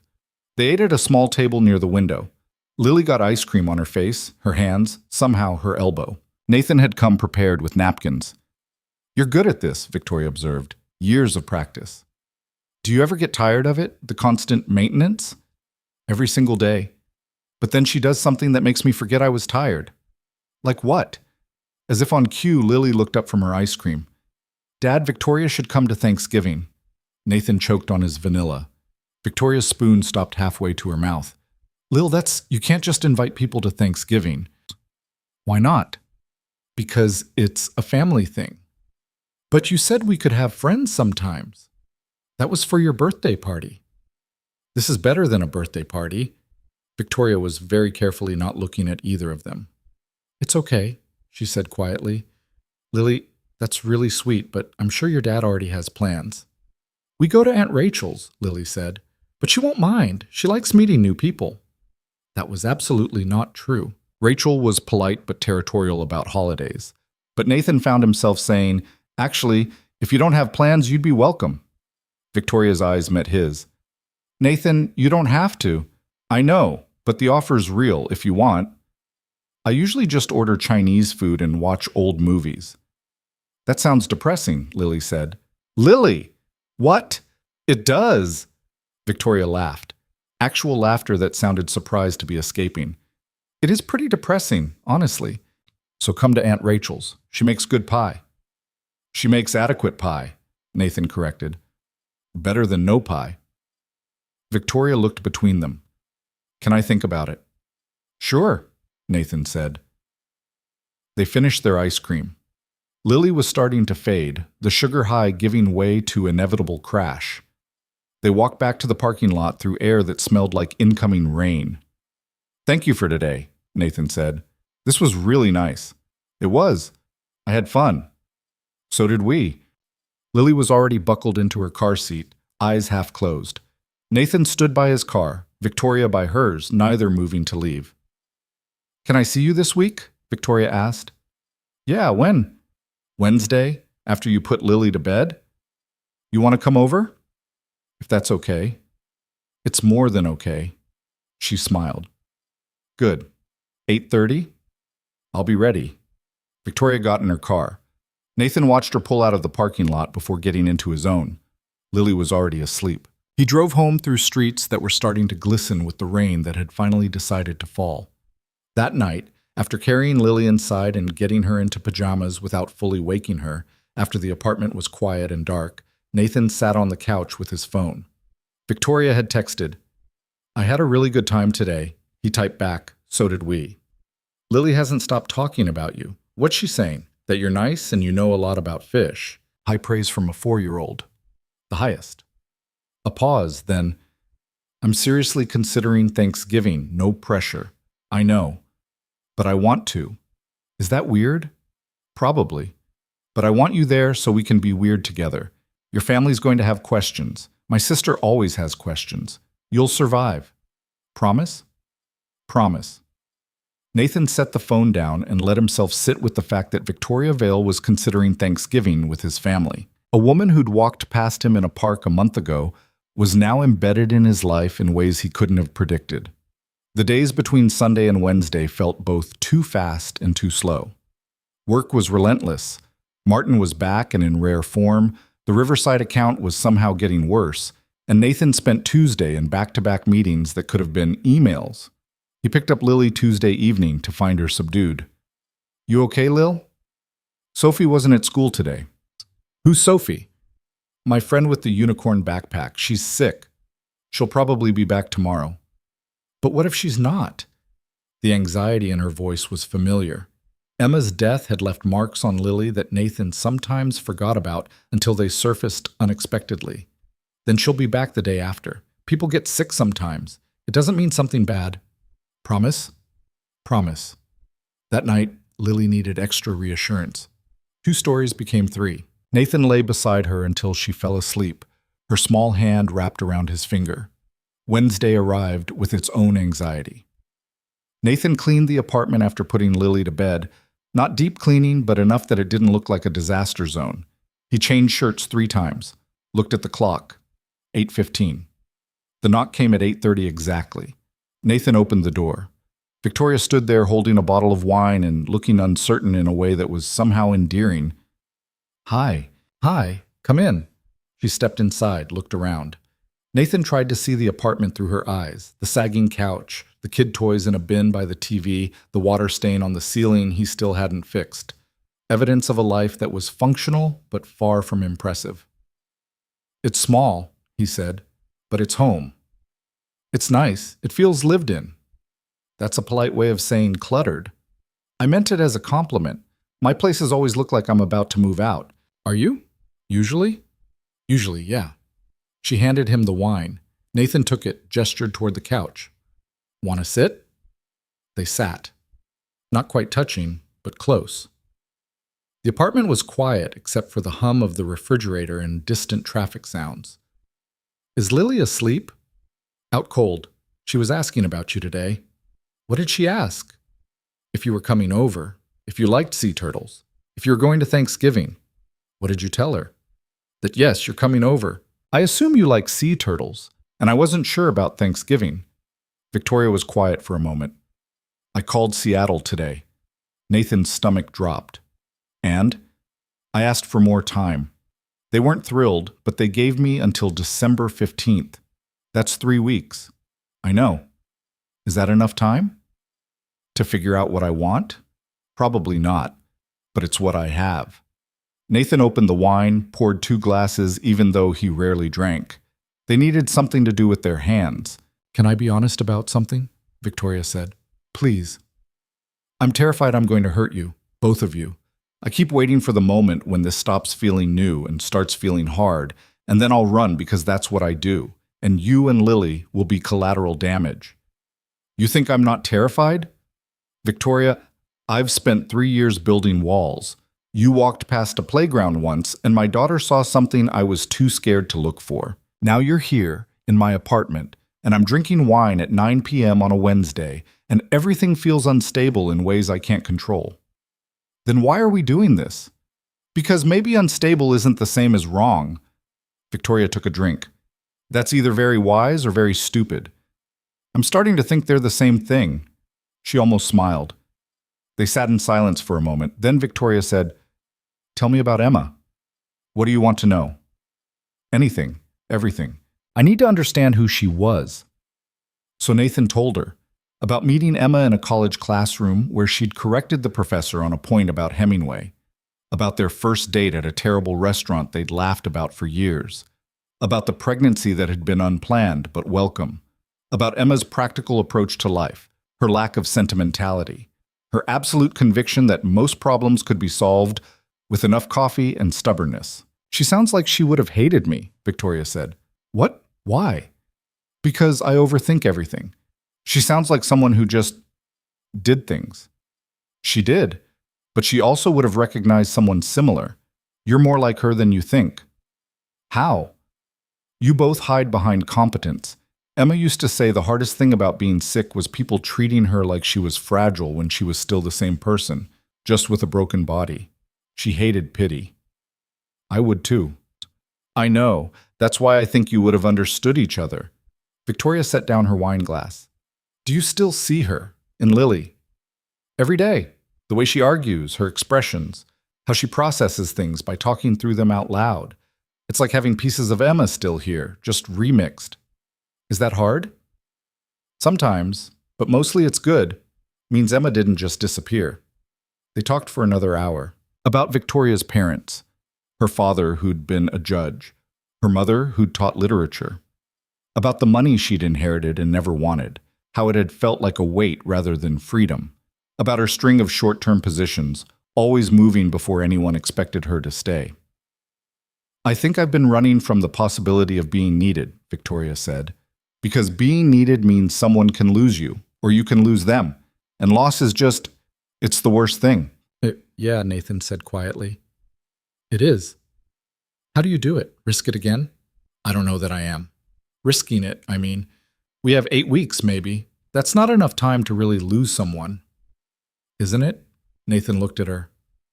Are you saying you'd miss me if you left? I'm saying I'm already trying to figure out how to not miss you when I do. The honesty of it hit him square in the chest. Victoria, I should go. It's late. She stood. Nathan stood too. They walked to the door, Victoria grabbing her coat from where she'd draped it over a chair. Thank you for tonight, she said. Thank you for coming. She paused with her hand on the doorknob. Nathan? Yeah? I'm coming to Thanksgiving if the offer's still open. It's open. Okay, then I'll be there. She left. Nathan stood in the doorway, watching her walk down the hall, waiting until she'd turned the corner before closing the door. He cleaned up the wine glasses, turned off the lights, checked on Lily, who was still sleeping. Then he lay in bed staring at the ceiling, processing. 8 weeks. Maybe less if Victoria decided early, maybe more if she asked for another extension. It wasn't much time, but it was something. His phone buzzed. Victoria, I'm home. Thanks again. Nathan. Anytime. I mean it. Tonight was important. Yeah? Yeah. Sleep well, Nathan. You too. He set the phone down and closed his eyes. Somewhere in the building, someone was playing music. Outside, the city continued its constant hum. And in the apartment, Nathan fell asleep thinking about a woman who was probably leaving but might stay, and about the fact that 8 weeks could be everything or nothing depending on what they chose to make it. The next morning, he called Rachel. I'm bringing someone to Thanksgiving. Silence. Then, the woman from the coffee date? Victoria, yeah. Nathan, are you sure? That's a big step. I know. And she's still planning to leave? She hasn't decided yet. But probably yes. Probably. More silence. Then Rachel sighed. Okay, bring her. But if this blows up in your face, I'm going to say I told you so. Noted. What's she like? Smart, guarded, good with Lily, rich in ways that make me uncomfortable. Rich how? Inherited trust fund rich, owns properties in multiple cities rich. And she's dating you? Thanks for the vote of confidence.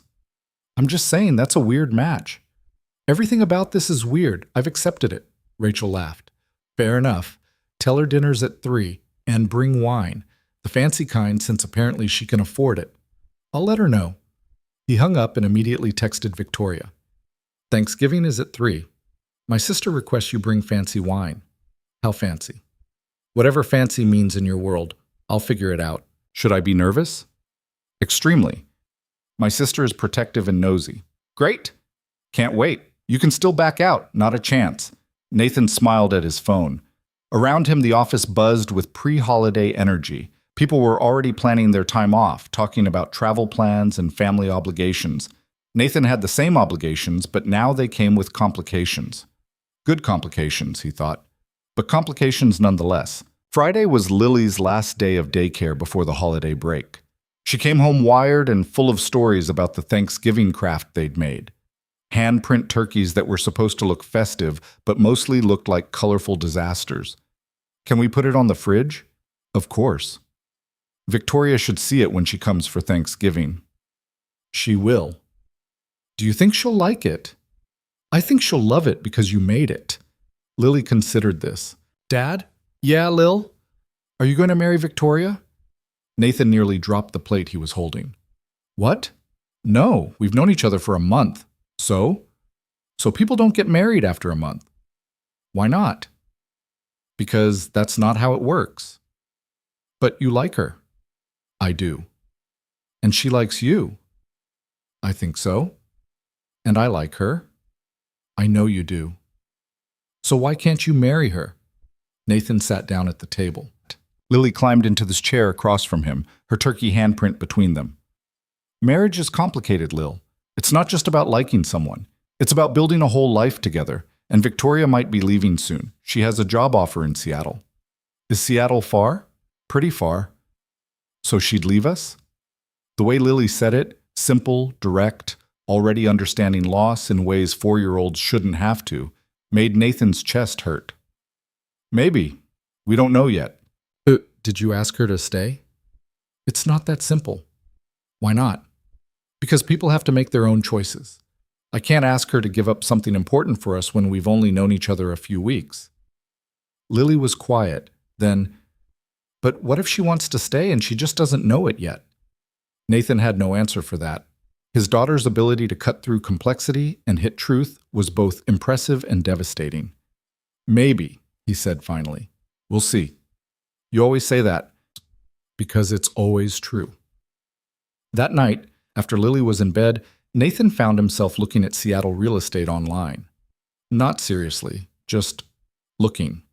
Seeing what kind of place Victoria might be moving to, what her life might look like there. The apartments were nice, expensive, modern, everything his place wasn't. He closed the laptop feeling worse than when he'd opened it. His phone buzzed. Victoria. Random question. What's Lily's favorite color? Nathan. Purple. Why? No reason. Just curious. You're getting her a Thanksgiving gift, aren't you? Maybe. You don't have to do that. I know. I want to. Nathan smiled despite the lingering anxiety from the Seattle search.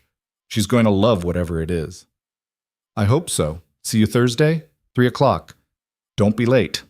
I'm never late. I've noticed. Is that a compliment or an observation? Both. I'll take it. Good night, Nathan. Good night. Thanksgiving morning arrived cold and bright. Lily woke up excited. Nathan woke up anxious, and together they prepared to spend the day with family and a woman who was either becoming part of their lives or about to exit them entirely. The not knowing, Nathan thought as he made coffee, was its own special kind of torture. But there was no way forward except through. So through is where they'd go. Rachel's house sat in a neighborhood that had gentrified just enough to be expensive, but not enough to be pleasant. The lawn needed mowing, the shutters needed paint, but inside, it smelled like turkey and something cinnamon, and that was all that mattered on Thanksgiving. Nathan pulled up at 2:45 with Lily practically vibrating in her car seat. Is Victoria here yet? I don't see her car. What if she doesn't come? She'll come. She said she would. But what if, Lil, she'll come. They got out. Lily ran ahead to the door, already knocking before Nathan caught up. Rachel opened it, wearing an apron that said, I'm thankful for wine, and an expression that suggested she'd already had some. You're early. 15 minutes isn't early. It is for you. Rachel looked past him. Where's the girlfriend? She's not my girlfriend, and she'll be here. Uh-huh. Rachel bent down to Lily. Hey, kiddo, want to help me with the rolls? Lily disappeared inside. Nathan followed, carrying the store-bought pie he'd picked up because he couldn't cook to save his life. The house was already full. Rachel's husband Tom on the couch watching football, their two kids somewhere upstairs making noise that suggested either play or murder, and Rachel's mother-in-law Helen in the kitchen doing something complicated with sweet potatoes. Nathan, Helen called. Come tell me if this needs more brown sugar. He tasted what she offered. It's perfect. You're lying, but I appreciate it. The doorbell rang at exactly 3 o'clock. Nathan felt his pulse kick up. Rachel was already heading for the door, giving him a look that clearly said this was her house, and she'd answer it. Victoria stood on the porch holding a bag that probably cost more than Nathan's monthly rent, wearing dark pants and a cream sweater that made her look put together in ways that felt slightly intimidating. She smiled when she saw Rachel. You must be Nathan's sister. I'm Victoria. Rachel shook her hand, assessing. Rachel, come in. You brought wine? 2 bottles. I wasn't sure what you preferred. Rachel pulled out the first bottle. Her eyebrows went up. This is a $200 bottle. Is it? Victoria said it like she genuinely didn't know, which somehow made it worse. Okay then. Rachel set it on the counter carefully, like it might explode. We'll save this for after dinner when I can appreciate it properly. Victoria stepped further inside. Lily appeared from the kitchen, face covered in flour. You came. Of course I came. I promised, didn't I? Lily launched herself at Victoria, who caught her in a hug that looked slightly awkward but genuine. When she set Lily down, there was flour on her sweater. She didn't seem to care. I brought you something, Victoria said. If that's okay with your dad. Nathan nodded. Victoria pulled out a wrapped package, purple paper with silver ribbons. Lily tore into it with the efficiency of someone who'd had years of practice. Inside was a stuffed penguin, the kind from aquarium gift shops except larger and clearly expensive. It's like the ones we saw. I noticed you liked them. I love it. Lily hugged the penguin, then hugged Victoria again. Thank you. You're welcome. Rachel was watching this with an expression Nathan couldn't quite read. Tom had wandered over from the couch, football temporarily forgotten. I'm Tom, Rachel's husband. Victoria, nice to meet you. You're the doctor, right? Nathan mentioned you work with kids. Developmental specialist, close enough. Helen emerged from the kitchen, wiping her hands on a towel. Well, don't just stand there. Someone get this woman a drink. Dinner's in 20 minutes and I need everyone out of my kitchen. They migrated to the living room. Nathan sat on the couch. Victoria sat beside him, close enough that their knees almost touched. Lily wedged herself between them, Penguin clutched tight. So Victoria, Rachel said, settling into the armchair with a wine glass that was definitely not her first. Nathan says you're from Seattle originally? Portland, actually, but I've lived a lot of places. Where else? San Francisco for a year, Seattle for 2, a few months in Denver, 6 months here now. You move around a lot. I do. Why? Nathan shot Rachel a look. She ignored it. Victoria didn't seem bothered. Work, mostly. I go where interesting opportunities are. And is there an interesting opportunity here, or are you already planning the next move? Rachel, Nathan said quietly. What? I'm just asking. Victoria's expression remained neutral. There's an opportunity in Seattle. I haven't decided yet. When do you need to decide? Mid-December. That's 3 weeks. I'm aware. Rachel took a drink. Must be nice, having options. Tom put a hand on Rachel's knee.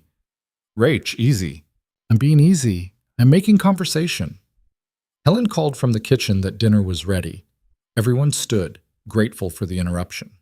They moved to the dining room where the table was already set, turkey in the center surrounded by dishes that ranged from traditional to experimental. Nathan ended up between Lily and Victoria. Rachel sat across from them, still watching Victoria with an intensity that made Nathan want to kick her under the table. They passed dishes, filled plates. Helen said a brief thank you to no one in particular, and they started eating. This is really good, Victoria said after her first bite of turkey. Helen's been making Thanksgiving dinner for 30 years, Tom said.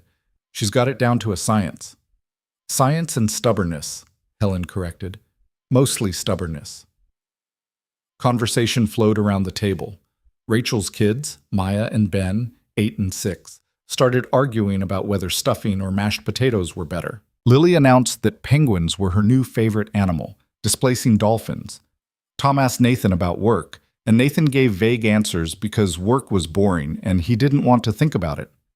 So Victoria, Rachel said during a lull, what made you decide to work with kids? Victoria set down her fork. I like that they're honest. Adults spend so much energy pretending. Kids just tell you what they think. Even when it's rude? Especially then. Lily's good at that, Rachel said, smiling at her niece. Remember when she told Mrs. Patterson her hair looked like a bird's nest? It did, Lily said matter-of-factly. Everyone laughed except Nathan, who remembered having to apologize to Mrs. Patterson for 20 minutes. Do you want kids? Rachel asked Victoria. The table went quiet. Nathan felt Victoria tense beside him. Rachel, he said, that's personal. It's a normal question. It's invasive. It's fine, Victoria said quietly. She looked at Rachel directly. I never thought I did. I've spent my whole career around children, and that felt like enough. But lately I'm not sure. What changed? Victoria glanced at Lily, then at Nathan. Perspective, maybe. Rachel held her gaze for a moment longer, then nodded. Fair enough. The tension broke. Conversation resumed. But Nathan felt the weight of what Victoria had said, the implication hanging there like smoke. After dinner, the adults moved to the living room while the kids went upstairs to play. Helen started on dishes despite everyone's protests. Nathan helped clear the table, Victoria beside him carrying plates to the kitchen. I'm sorry about Rachel, he said quietly. She's protective. She loves you. That's not a bad thing. She was grilling you. I've had worse. Victoria rinsed a plate, handed it to him. She's scared I'm going to hurt you. Are you? I don't want to, but I might anyway. They finished clearing in silence. In the living room, Rachel had opened the expensive wine. She poured glasses for everyone, handed one to Victoria. I feel like I should apologize for earlier, Rachel said. You don't need to. I was being nosy. You were being a sister. I get it. Rachel studied her for a moment. You're not what I expected. What did you expect? I don't know. Someone more polished? You seem normal. Victoria almost smiled. I am normal, just with more money than I know what to do with. Must be a terrible problem. You'd be surprised. They sat. Nathan on the couch, Victoria beside him again. Rachel in her chair watching them like she was waiting for something to happen. The wine was as good as its price tag suggested. They talked about nothing important. Holiday traditions, terrible gifts they'd received, whether pie was better than cake. Around 6, Victoria's phone buzzed. She checked it, and Nathan saw her expression shift, something tightening around her eyes. Everything okay? Seattle, they're asking for an update. On Thanksgiving? Apparently the research director doesn't celebrate holidays. She stood. I should take this. Excuse me. She stepped outside. Through the window, Nathan could see her on the porch, phone to her ear, her free hand gesturing in that way it did when she was frustrated. She's going to leave, Rachel said quietly. You don't know that. Nathan, come on. Look at her. Look at this house. Look at your life. You think she's going to give up a career-defining opportunity in Seattle to stay here with you? I'm not asking her to. Maybe you should. That's not fair to her. And it's fair to Lily? To let her get attached to someone who's already planning her exit? Nathan felt anger spike. You think I don't know that? You think I haven't thought about this every single day since I met her? Then why are you doing it? Because Lily pointed at a stranger in a park and said marry her. And somehow that stranger is sitting in your living room drinking wine, and it feels right in ways I can't explain. So yeah, maybe she leaves. Maybe this blows up exactly like you think it will, but maybe it doesn't. And I'm tired of living like everything's already decided. Rachel was quiet. Then she reached over and squeezed his hand. Okay. Okay. Okay. I'll shut up. But if she breaks your heart, I'm driving to Seattle to slash her tires. That's illegal. I'm aware. Victoria came back inside. Her expression was carefully neutral. Sorry about that. Work stuff? Nathan asked. They want a decision by Monday. The room went very still. Monday? Nathan repeated. That's 4 days. I know. Can you ask for more time? I tried. They have other candidates. If I don't commit, they're moving on. Nathan felt the ground shift under him. 4 days. That's all they had left. I should probably go, Victoria said. Let you finish your family evening. You don't have to. I do. I need to think. She looked at Rachel, at Tom, at Helen, who'd appeared from the kitchen. Thank you for having me. Dinner was wonderful. You're leaving? Lily appeared at the top of the stairs, penguin under her arm. Just for tonight, sweetie. I'll see you soon. Promise? Victoria hesitated for half a second. Promise? Nathan walked her to the door. Outside, the temperature had dropped. Their breath made clouds in the air. I'm sorry, Victoria said. I didn't mean to make tonight weird. You didn't. Seattle made it weird. Same thing. Victoria, don't. Please don't ask me to stay, not yet. I need to figure this out on my own. I'm not asking you to stay. I'm asking you not to disappear. She looked up at him. I don't want to, but I'm scared that's what I do. Then don't do it this time. It's not that simple. Why not? Because staying means I think this could actually work. And if I'm wrong, if I give up Seattle and this falls apart anyway, then I've lost everything for nothing. Nathan felt something crack in his chest. Is that what we are to you? A gambles? That's not what I meant. Then what did you mean? Victoria closed her eyes. When she opened them, they were bright with something that looked like tears, though she didn't let them fall. I meant that I've never wanted to stay anywhere before, and wanting it terrifies me more than leaving ever has. She got in her car before he could respond. Nathan stood on Rachel's porch watching her taillights disappear, feeling like he'd just lost something he'd barely started to have. He went back inside. Rachel took one look at his face and poured him more wine. You okay? No. Fair enough. Lily came downstairs, sensing something wrong the way kids always did. Did Victoria leave? Yeah, Lil. She had to go home. Is she coming back? Nathan picked her up, held her close. I don't know. That night, after they got home and Lily was in bed, Nathan sat in the dark living room staring at his phone. No texts, no calls, just silence where Victoria used to be. He wanted to reach out, wanted to text something that would fix this, make it easier. But there was nothing to say that wouldn't sound like pressure, and Victoria had asked him not to push. So he sat there, waiting, wondering if Monday would bring a decision or just confirmation of what he already knew, that some people were built for staying and others weren't, and no amount of wanting could change which category you fell into. Friday morning, Nathan woke to his phone ringing. He grabbed it without checking the caller ID. Hello? It's me. Victoria's voice was rough, like she hadn't slept. Can we talk? Yeah, of course. Not on the phone. Can you meet me? The park. Our bench. When? Now? Nathan looked at the clock. 7:15. I need to get Lily to daycare first. 9:30? Okay, I'll be there. She hung up. Nathan lay there for a minute, processing. Then he got up and started the morning routine on autopilot. Lily sensed his distraction. You're being weird, Dad. Just tired. Are you sad about Victoria? A little. Did you have a fight? Not a fight, just grown-up stuff. That's what adults always say when they don't want to explain.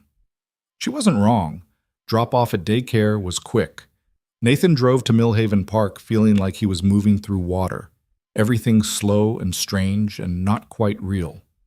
Victoria's car was already there. She sat on their bench. When had it become their bench? Wearing jeans and a jacket, her hair loose. She looked exhausted. Nathan sat beside her. For a moment, neither spoke. I've been up all night, Victoria said finally, thinking, making lists, pros and cons, trying to logic my way to an answer. Did it work? No, because this isn't a logic problem. What is it? She turned to look at him. It's a question of what I want versus what I've always done. And those are two different things. What have you always done? Run. Build a life in a new city. Leave before it gets complicated. Tell myself that freedom and independence are the same thing as fulfillment. And what do you want? Victoria was quiet for a long time. Around them, the park was nearly empty. Too cold for most people. Too early for the weekend crowds. A jogger passed, a dog walker. Life continuing regardless of the conversation happening on this bench. I want to stay, Victoria said quietly. That's the terrifying part. I actually want to stay. Nathan felt his heart rate pick up. Then stay. It's not that simple. Why not? Because Seattle is everything I've worked toward. It's the position I've spent 15 years building toward. Research at a major hospital, funding, prestige, all of it.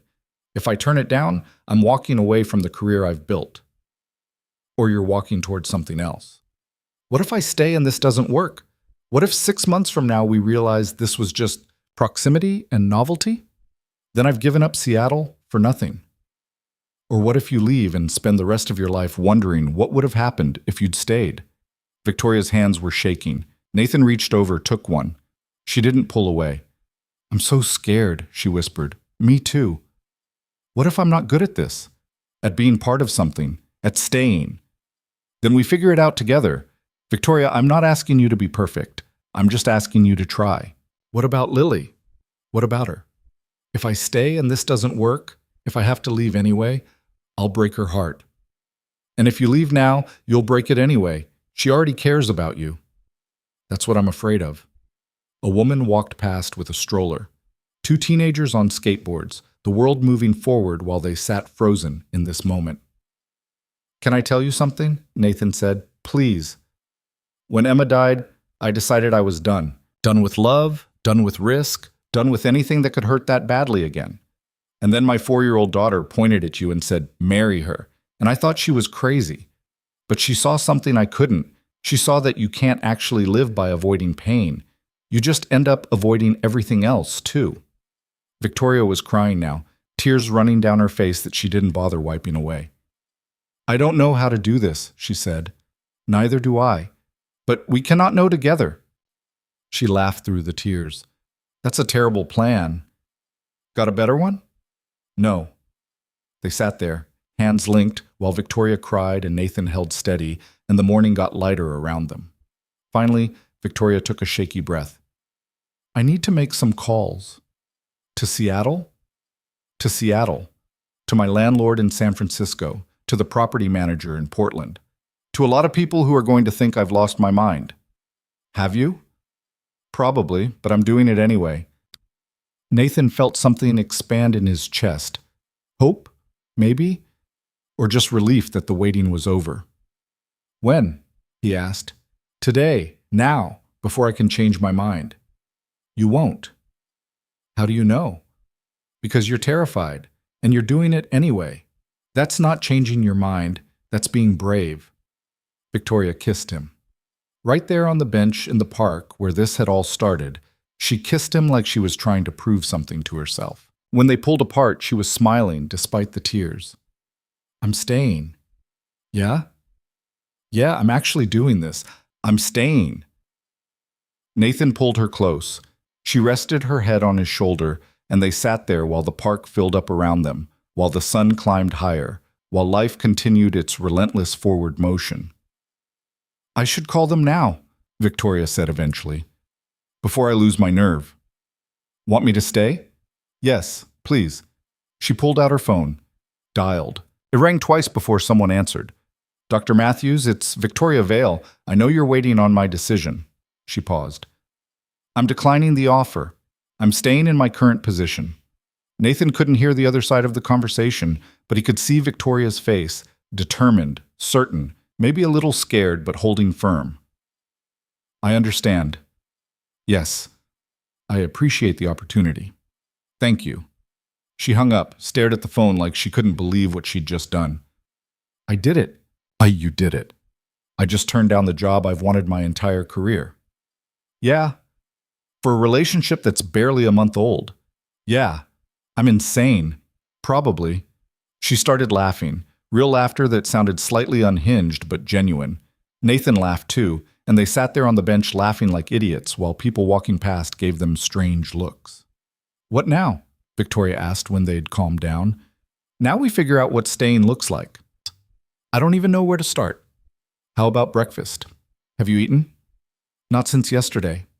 Then breakfast. We'll figure out the rest later. They stood. Victoria looked around the park, the playground, the path where she'd walked that first day, the bench that had somehow become important. This is where it started, she said. Yeah. Lily pointed at me and said, marry her. She did. She's a weird kid.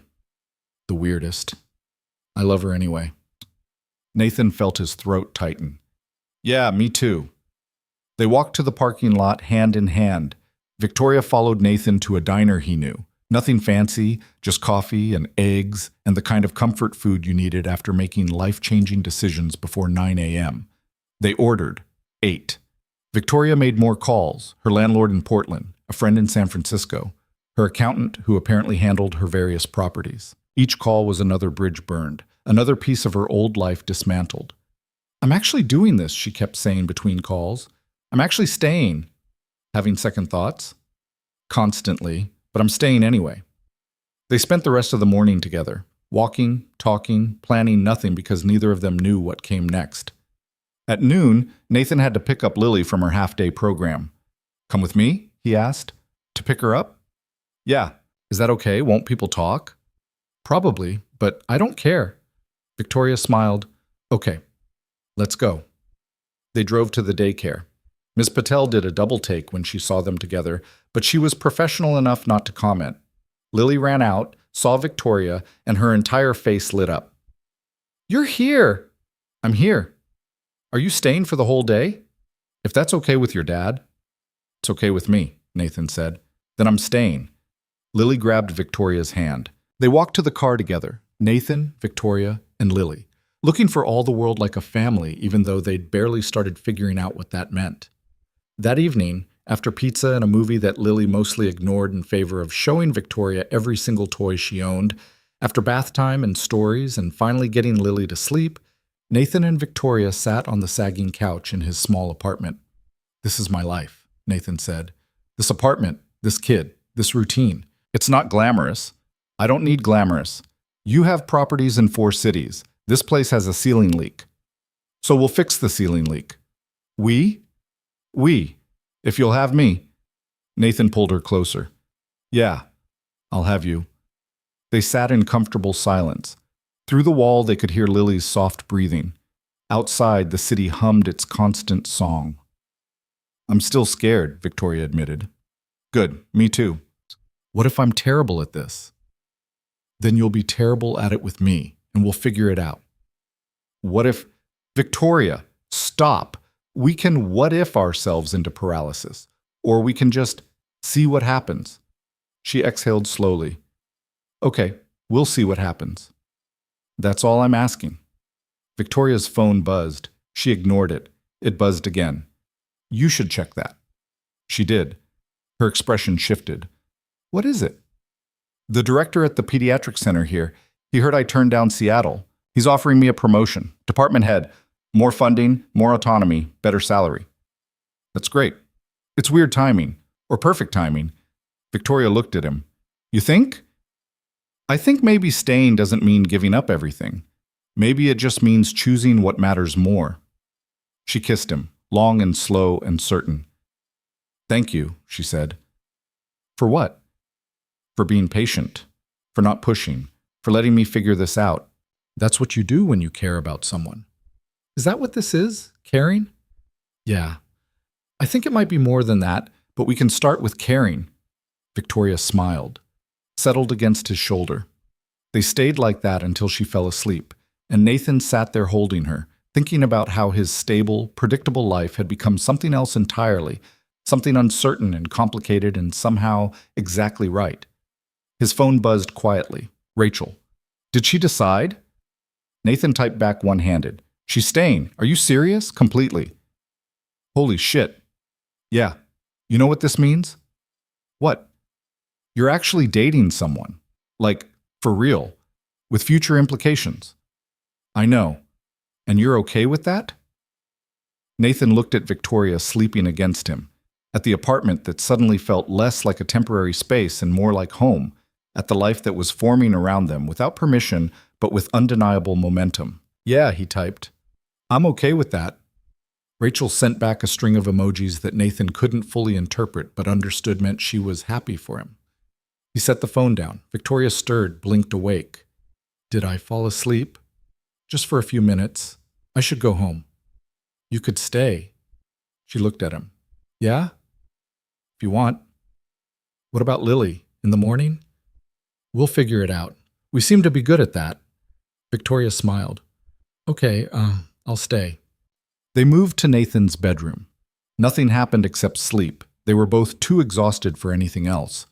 But lying there with Victoria beside him, in the bed he'd slept alone in for 3 years, felt like its own kind of declaration. This was happening. This was real. And whatever came next, they were in it together. Nathan fell asleep thinking about a 4-year-old who'd pointed at a stranger and changed everything, about timing and chance and the way life sometimes gave you exactly what you needed when you least expected it. In the morning, Lily would wake up and find Victoria there. They'd have breakfast together, start building the routines that turned separate lives into shared ones. But that was tomorrow's problem. Tonight, Nathan just held on to what he had and let himself believe it might actually last. Morning came too early. Nathan woke to sunlight streaming through curtains he kept forgetting to replace and the sound of small feet padding down the hallway. He had approximately 3 seconds to register that Victoria was still asleep beside him before his bedroom door opened. Lily stood in the doorway, penguin under one arm, staring at them with an expression Nathan couldn't quite read. "Hi, Lil. Victoria's here." "Yeah, she stayed over." Lily processed this. Then, instead of the questions Nathan expected, she just climbed onto the bed and wedged herself between them. Victoria stirred, blinked awake, and found herself face to face with a 4-year-old. "Good morning," Victoria said, voice rough with sleep. "Good morning. Are you staying forever now?" Victoria glanced at Nathan over Lily's head. He shrugged. "Your call." "Not forever," Victoria said carefully. "But for a while. Is that okay?" "Yeah. Can we have pancakes?" "I don't know how to make pancakes." "Dad does. They're not very good, but they're okay." "Thanks for the endorsement, Lil," Nathan said. They got up. Nathan made coffee while Victoria sat at the kitchen table, looking slightly overwhelmed by the chaos that was a Saturday morning with a 4-year-old. Lily showed her the new drawing she'd started. 3 figures again, this time with a house, and what might have been a dog, or a very large cat. "Is that us?" Victoria asked. "Yeah, that's you, that's Dad, that's me, and that's the dog we're getting." "We're not getting a dog," Nathan said from the stove. "We should get a dog." "We've talked about this." "But now there's 2 of you. 2 adults means we can get a dog." Victoria was trying not to smile. "That's not how it works." "That's what Dad said, but I think you're both wrong." Pancakes were served. They were, as advertised, okay but not great. Victoria ate them anyway, and Nathan fell a little more in love with her for not pretending they were better than they were. After breakfast, Victoria went home to change. Lily immediately turned to Nathan with an expression of pure satisfaction. "She stayed over." "She did." "That means she's your girlfriend now." "That's not...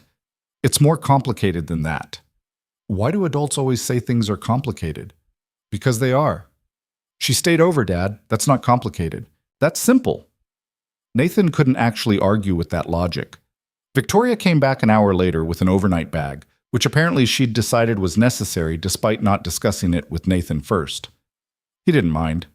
It felt like progress. They spent the weekend doing aggressively normal things. Saturday morning at the park, their bench. Lunch at the diner where they'd gone after Victoria made her decision. Grocery shopping because Nathan's refrigerator was embarrassingly empty. Sunday was quieter. Victoria helped Lily with a school project that wasn't due for 2 weeks, but that Lily had suddenly decided was urgent. Nathan watched them work at the kitchen table, heads bent together over construction paper and glue, and felt something settle in his chest that had been restless for 3 years. "Dad, we need more purple." "We don't have more purple." "Victoria said we could go get some." "Did she now?" Victoria looked up, sheepish. "I might have promised that." They went to the craft store. Lily filled a basket with supplies they definitely didn't need. Victoria paid before Nathan could stop her. "You don't have to keep buying things." "I know, I want to." "Victoria, let me do this, please. I'm still figuring out how to be part of this, and buying overpriced craft supplies is helping." He relented. They drove home with Lily chattering from the back seat about her project, about school, about whether penguins could survive in their apartment if they got a very large bathtub. That night, after Lily was asleep, Nathan and Victoria sat on the couch with wine that wasn't $200 a bottle and talked about logistics. "I should probably give up my apartment," Victoria said. "The lease is month to month anyway." "You could, or you could keep it as a backup." "A backup for what?" "In case this doesn't work." Victoria set down her wine. "Are you having second thoughts?" "No, but you might, and I don't want you to feel trapped." "Nathan, I turned down Seattle. I gave up properties in 3 cities. I burned bridges I spent 15 years building. If I was going to feel trapped, it would have happened by now." "Just saying, the option's there." "I don't want a backup plan. Backup plans are for people who aren't sure. I'm sure." "Yeah?" "Yeah." She paused, terrified, but sure. "That seems to be our default state. Could be worse." They fell into a routine over the next few weeks. Victoria stayed over most nights. She kept clothes in Nathan's closet, toiletries in the bathroom. She learned to make eggs the way Lily liked them. She fixed the ceiling leak by hiring someone to fix the ceiling leak, which Nathan protested until Victoria pointed out that he'd been complaining about it for a year and she'd solved it in 48 hours. Work shifted. Victoria took the promotion at the pediatric center. Nathan continued to hate his job, but hate it slightly less because he had something to come home to now besides exhaustion. Rachel remained skeptical but warming. She invited them to dinner again, to make up for Thanksgiving, she said, though Nathan suspected it was more about assessing whether this thing was real. They went. It was less tense than Thanksgiving, but still not exactly relaxed. "So you're really staying," Rachel said to Victoria, while Nathan helped Tom in the kitchen. "I'm really staying." "And you're happy with this life, the apartment and the routine and all of it?" Victoria considered the question. "I'm happier than I've been in a long time. That's not the same as perfect, but perfect isn't actually what I want anymore." "What do you want?" "This. Whatever this is, it's enough." Rachel studied her for a moment, then nodded. "Okay, I believe you." "Just like that?" "Just like that. You could have run a dozen times by now. You didn't. That counts for something." December arrived with cold that felt personal. Nathan's ancient heating system barely kept up. Victoria suggested they look for a bigger place, something with heat that actually worked, and a bedroom for Lily that wasn't right next to theirs. "I can't afford anything bigger." "I can." "Victoria, before you argue, just listen. I have money sitting in accounts doing nothing. Let me use it for something that matters, not as a gift, as an investment. In us." "That's a lot of pressure." "Or it's just practical. You choose." They looked at apartments the following weekend.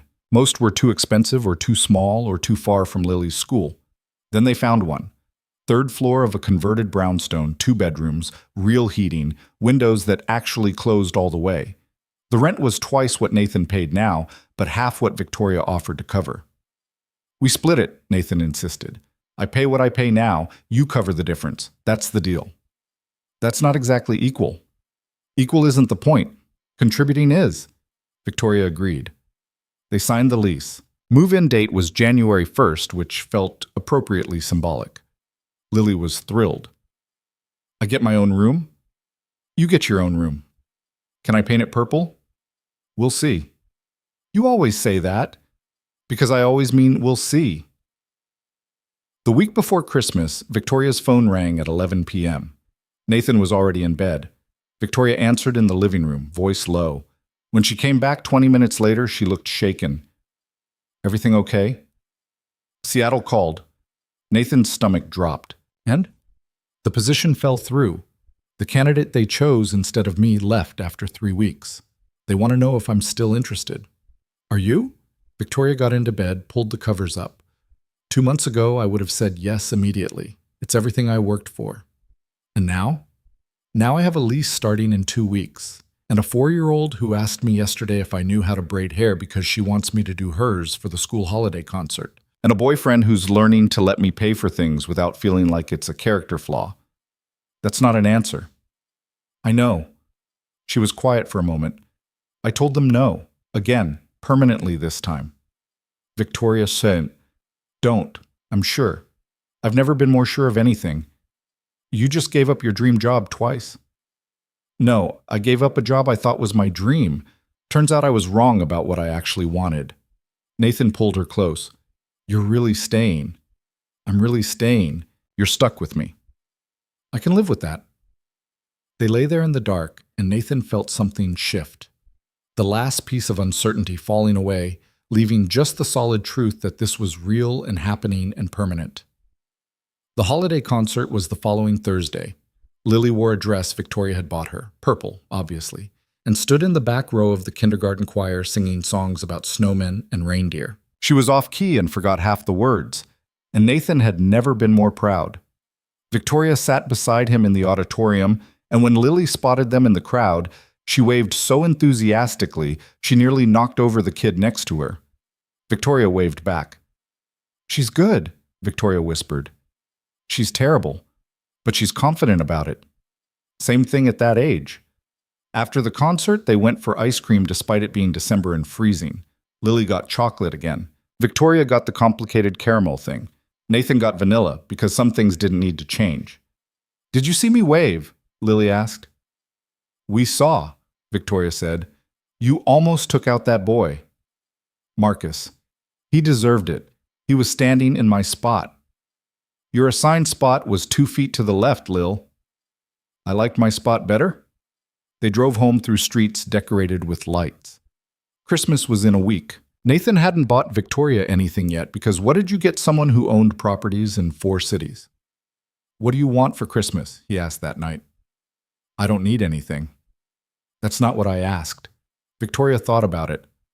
A plant. A plant. I've never kept one alive. Maybe with you and Lily around, I'll have better luck.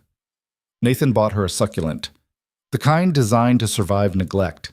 It felt appropriate somehow. Christmas morning arrived with Lily awake at 5:30. She had her own room now in the new apartment. They'd moved in 2 days earlier, boxes still everywhere, and she used her newfound independence to run between bedrooms yelling about Santa. He came! He came! There are presents! Nathan dragged himself out of bed. Victoria was already up, looking surprisingly alert. Coffee's ready, she said. You're a miracle. They opened presents in the living room that was bigger than Nathan's old one, but still felt small with all their combined stuff. Lily tore through gifts with maximum efficiency. Toys from Rachel, books from Helen, an obscene amount of art supplies from Victoria. This is too much, Nathan said quietly. It's Christmas. There's no such thing as too much. Victoria, let me have this, please. I never had anyone to buy for before. He kissed her instead of arguing. Lily opened her last present, from Nathan, a bike with training wheels. She screamed. Actually screamed? The neighbors probably hated them. Can I ride it now? It's 20 degrees outside, Lil. So? So you'll freeze. I'll wear my coat. They compromised on the hallway. Lily rode her bike up and down while other residents gave them looks ranging from amused to annoyed. Nathan didn't care. Victoria filmed it on her phone, laughing every time Lily almost crashed into a wall. Later, after Lily had exhausted herself and was napping on the couch, Nathan gave Victoria her plant. A succulent, she said, examining it. Because I kill everything. Because it's hard to kill. There's a difference. What if I kill it anyway? Then we buy another one. She set it on the windowsill. It looked lonely there, one small plant in a big window. But it was a start.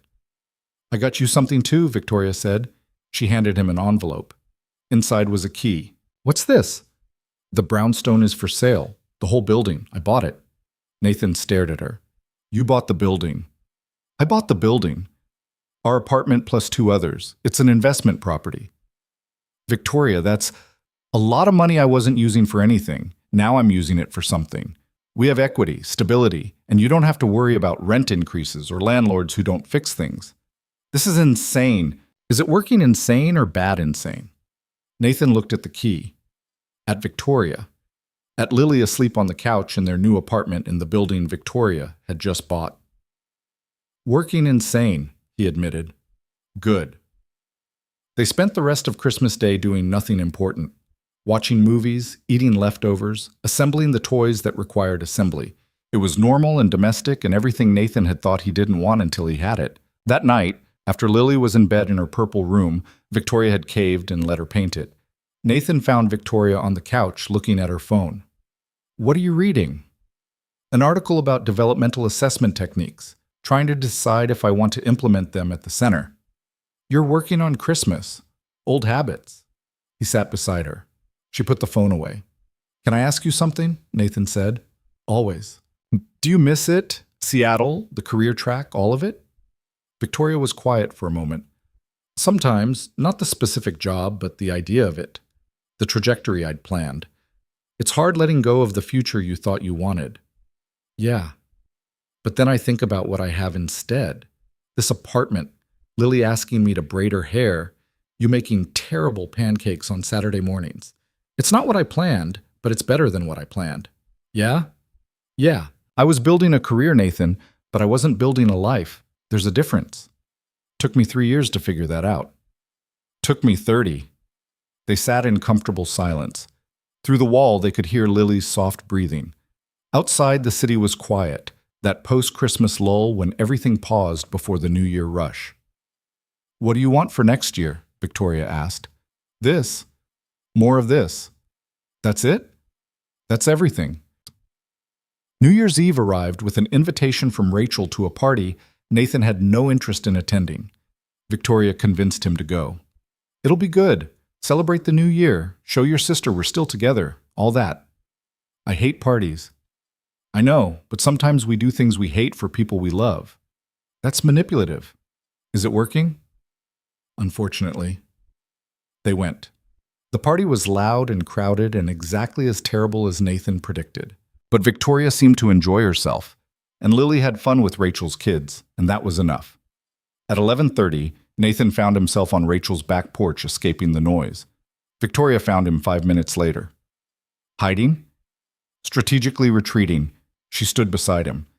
They could hear the party inside, someone laughing too loud, music thumping. Thank you for coming, she said. Thank you for making me. You would have regretted missing it. Probably not, but I appreciate the thought. Inside, someone started a countdown. 10, 9, 8. New Year in 30 seconds, Victoria said. Yep. Any resolutions? Stop making terrible pancakes. That's a good one. 7, 6, 5. What about you? Nathan asked. Learn to keep a plant alive. Stop running from things that scare me. Figure out how to be someone's partner instead of just someone passing through. 4, 3, 2. You're already doing that, Nathan said. Am I? Yeah, you are. 1. Inside, people cheered. Victoria kissed him, brief and certain and full of promise. When they pulled apart, she was smiling. Happy New Year, Nathan. Happy New Year. They went back inside. Found Lily asleep on Rachel's couch, surrounded by confetti and noise. Nathan carried her to the car. Victoria drove them home through streets full of people celebrating, fireworks in the distance. Back at the apartment, they got Lily into bed without waking her. Then they stood in the living room of their new place. Boxes still not fully unpacked. The succulent on the windowsill, evidence of their combined lives everywhere. "We did it," Victoria said. "Did what?" "Made it to the new year. Together. That was never in question. Wasn't it? Okay, maybe a little. In October." She smiled, crossed to the window where the plant sat. "It's still alive. It's been 4 days." "That's 4 days longer than usual." Nathan joined her at the window. The city spread out below them, lights and movement and possibility. "I love you," Victoria said quietly. It was the first time either of them had said it. Nathan felt his chest tighten. "Yeah? Yeah, I'm terrified and sure and completely in over my head. But I love you. I love you too. Even though I bought a building without asking?" "Especially because you bought a building without asking. That's very you." She laughed, leaned into him. They stood there while the city celebrated and their daughter slept and their future stretched out ahead of them, uncertain but present. January became February. The succulent survived. Victoria implemented her new assessment techniques at the center. Nathan finally told Martin he was looking for a new job, and Martin was relieved because apparently Nathan's dissatisfaction had been obvious for months. Lily turned 5. They threw a party at the apartment, half her daycare class, chaos everywhere, cake that Victoria had attempted to make, and that was lopsided but delicious. Lily declared it the best birthday ever, which she said every year, but this time Nathan believed her. In March, Victoria's lease on her San Francisco property finally ended. She didn't renew it. The last thread to her old life, cut without ceremony. "How do you feel?" Nathan asked. "Lighter, like I've been carrying something I didn't need." "Any regrets?" "None." April brought spring and the realization that they'd been together 6 months. Not long in the grand scheme, but long enough that it felt permanent. Long enough that Nathan had stopped waiting for the other shoe to drop. Rachel invited them to Sunday dinner, a regular thing now, the tension gone. "You look happy," she told Victoria while Nathan was in the kitchen with Tom. "I am. I wasn't sure you would be. This life, it's so different from what you had." "That's the point. What I had wasn't making me happy. I just didn't know it until I had something to compare it to. And now? Now I have Sunday dinners and a kid who asks me questions about everything and a partner who makes terrible pancakes. It's enough." "More than enough, maybe?" Victoria smiled. "Yeah, more than enough." May arrived with warmth and the end of the school year approaching. Lily's teacher requested a meeting. Nathan's stomach dropped. Meetings were never good.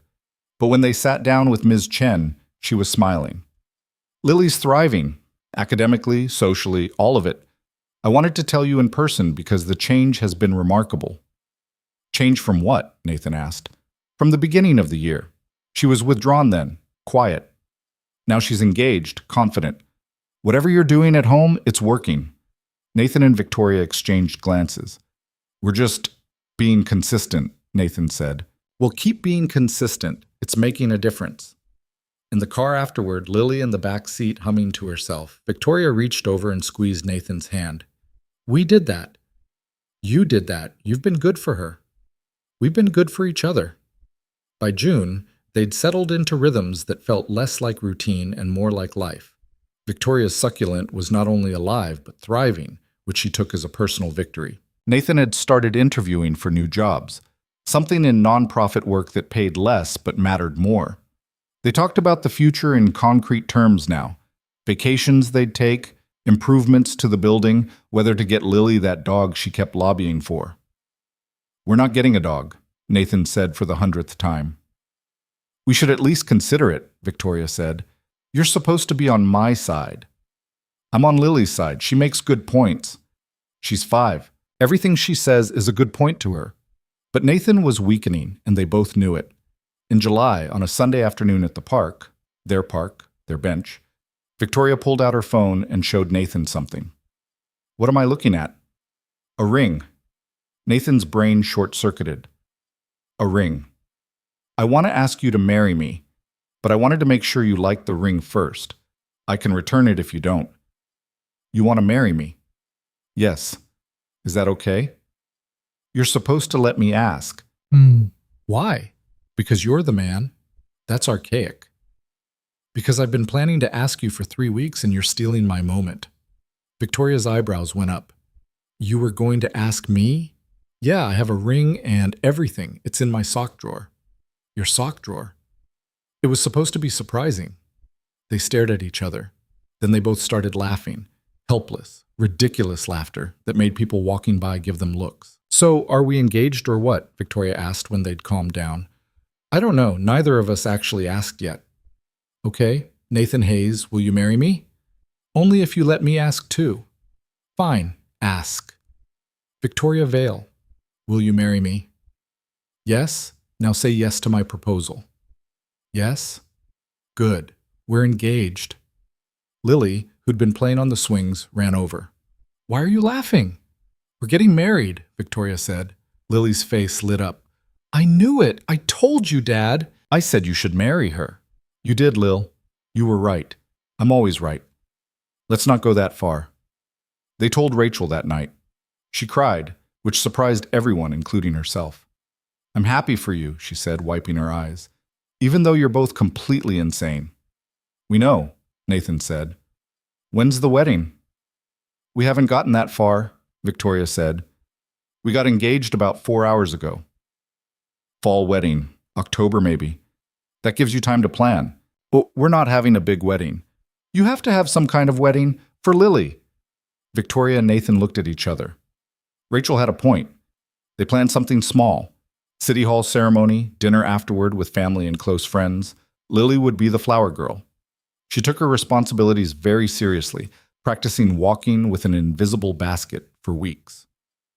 October arrived with cold air and changing leaves. The night before the wedding, Victoria stayed at Rachel's house. Tradition, Rachel insisted, even though they'd been living together for 9 months. Nathan lay in bed alone and thought about the path that had led here. A Sunday afternoon in a park. A daughter who saw what he couldn't. A woman who'd chosen to stay when leaving would have been easier. His phone buzzed. Victoria. Can't sleep. Nathan. Me neither. Nervous? Terrified. Good. Me too. Still sure? Never been more sure of anything. See you tomorrow. See you tomorrow. The ceremony was at noon. Nathan stood at City Hall in a suit that Victoria had insisted on buying him, Lily beside him in a purple dress, of course, holding her flower basket. Rachel sat in the front row crying already. Tom was filming even though Nathan had said not to. Helen was there, and Miss Patel from daycare, and some of Victoria's colleagues from the pediatric center. Then Victoria walked in, and Nathan forgot everything else. She wore a simple dress, cream-colored, her hair down. She looked nervous and happy, and absolutely certain. She walked to him without hesitation. Hi, she said. Hi. The officiant started talking. Nathan heard approximately none of it. He was too busy looking at Victoria, who was looking back at him with an expression that said, this is real, this is happening, this is permanent. They said their vows. Standard ones because neither of them were good with words that felt too big. They exchanged rings, the one from Victoria's phone, the one from Nathan's sock drawer. Both fit perfectly. You may kiss the bride. Nathan kissed his wife. Victoria kissed her husband. Lily cheered loud enough that people in the hallway probably heard. They were married. The dinner was at a small restaurant Victoria had rented out. Intimate, warm, full of people who mattered. Lily sat between them, stealing bites off both their plates. Rachel gave a toast that made everyone cry. Tom's video would be shaky, but treasured.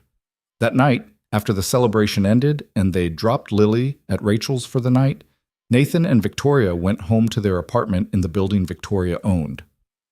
We did it, Victoria said, kicking off her shoes. We did. I'm married. Me too.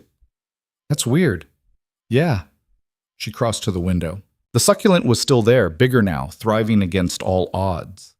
It's still alive, she said. You're getting good at keeping things alive. I'm getting good at staying. Nathan joined her at the window. The city spread out below them, familiar now, home in ways it hadn't been a year ago. Thank you, Victoria said quietly. For what? For letting me stay. For not pushing when I needed space. For being patient while I figured out that running wasn't the same as freedom. Thank you for choosing this. Us. The life that wasn't in your plan. It's better than the plan. Yeah? Yeah. They stood there, husband and wife, looking out at the city that had brought them together. Somewhere in that city, in an apartment they'd visit tomorrow, Lily was probably still awake telling Rachel about the wedding. Somewhere in that city, people were building lives and making choices and figuring out what mattered. And here, in this apartment with the plant on the windowsill and the evidence of their combined existence everywhere, Nathan and Victoria had built something that neither of them had known they needed. Not perfect, not smooth, not without fear or doubt or moments of wondering if they'd made the right choice, but real, permanent. Home. Victoria turned from the window. Bed? Yeah, bed. They went to sleep in the apartment they shared, in the building Victoria owned, in the life they'd built together, one imperfect decision at a time. And in the morning, they'd wake up and make terrible pancakes and call Rachel to pick up Lily and start the rest of their lives. But that was tomorrow. Tonight, they just held each other and let themselves believe that sometimes the best things were the ones you never saw coming. Sometimes a child sees what adults miss. Sometimes a stranger becomes family. Sometimes staying is harder than leaving. And choosing it anyway is the bravest thing you can do. Nathan fell asleep thinking about a Sunday afternoon in October, about a 4-year-old pointing at a passing woman, about 3 words that had changed everything. Dad, marry her. And he had. Against all logic, against all odds, against every fear that said it was too soon or too risky or too uncertain. He had married her, and she had stayed. And that, Nathan thought as sleep finally took him, was more than enough. It was everything.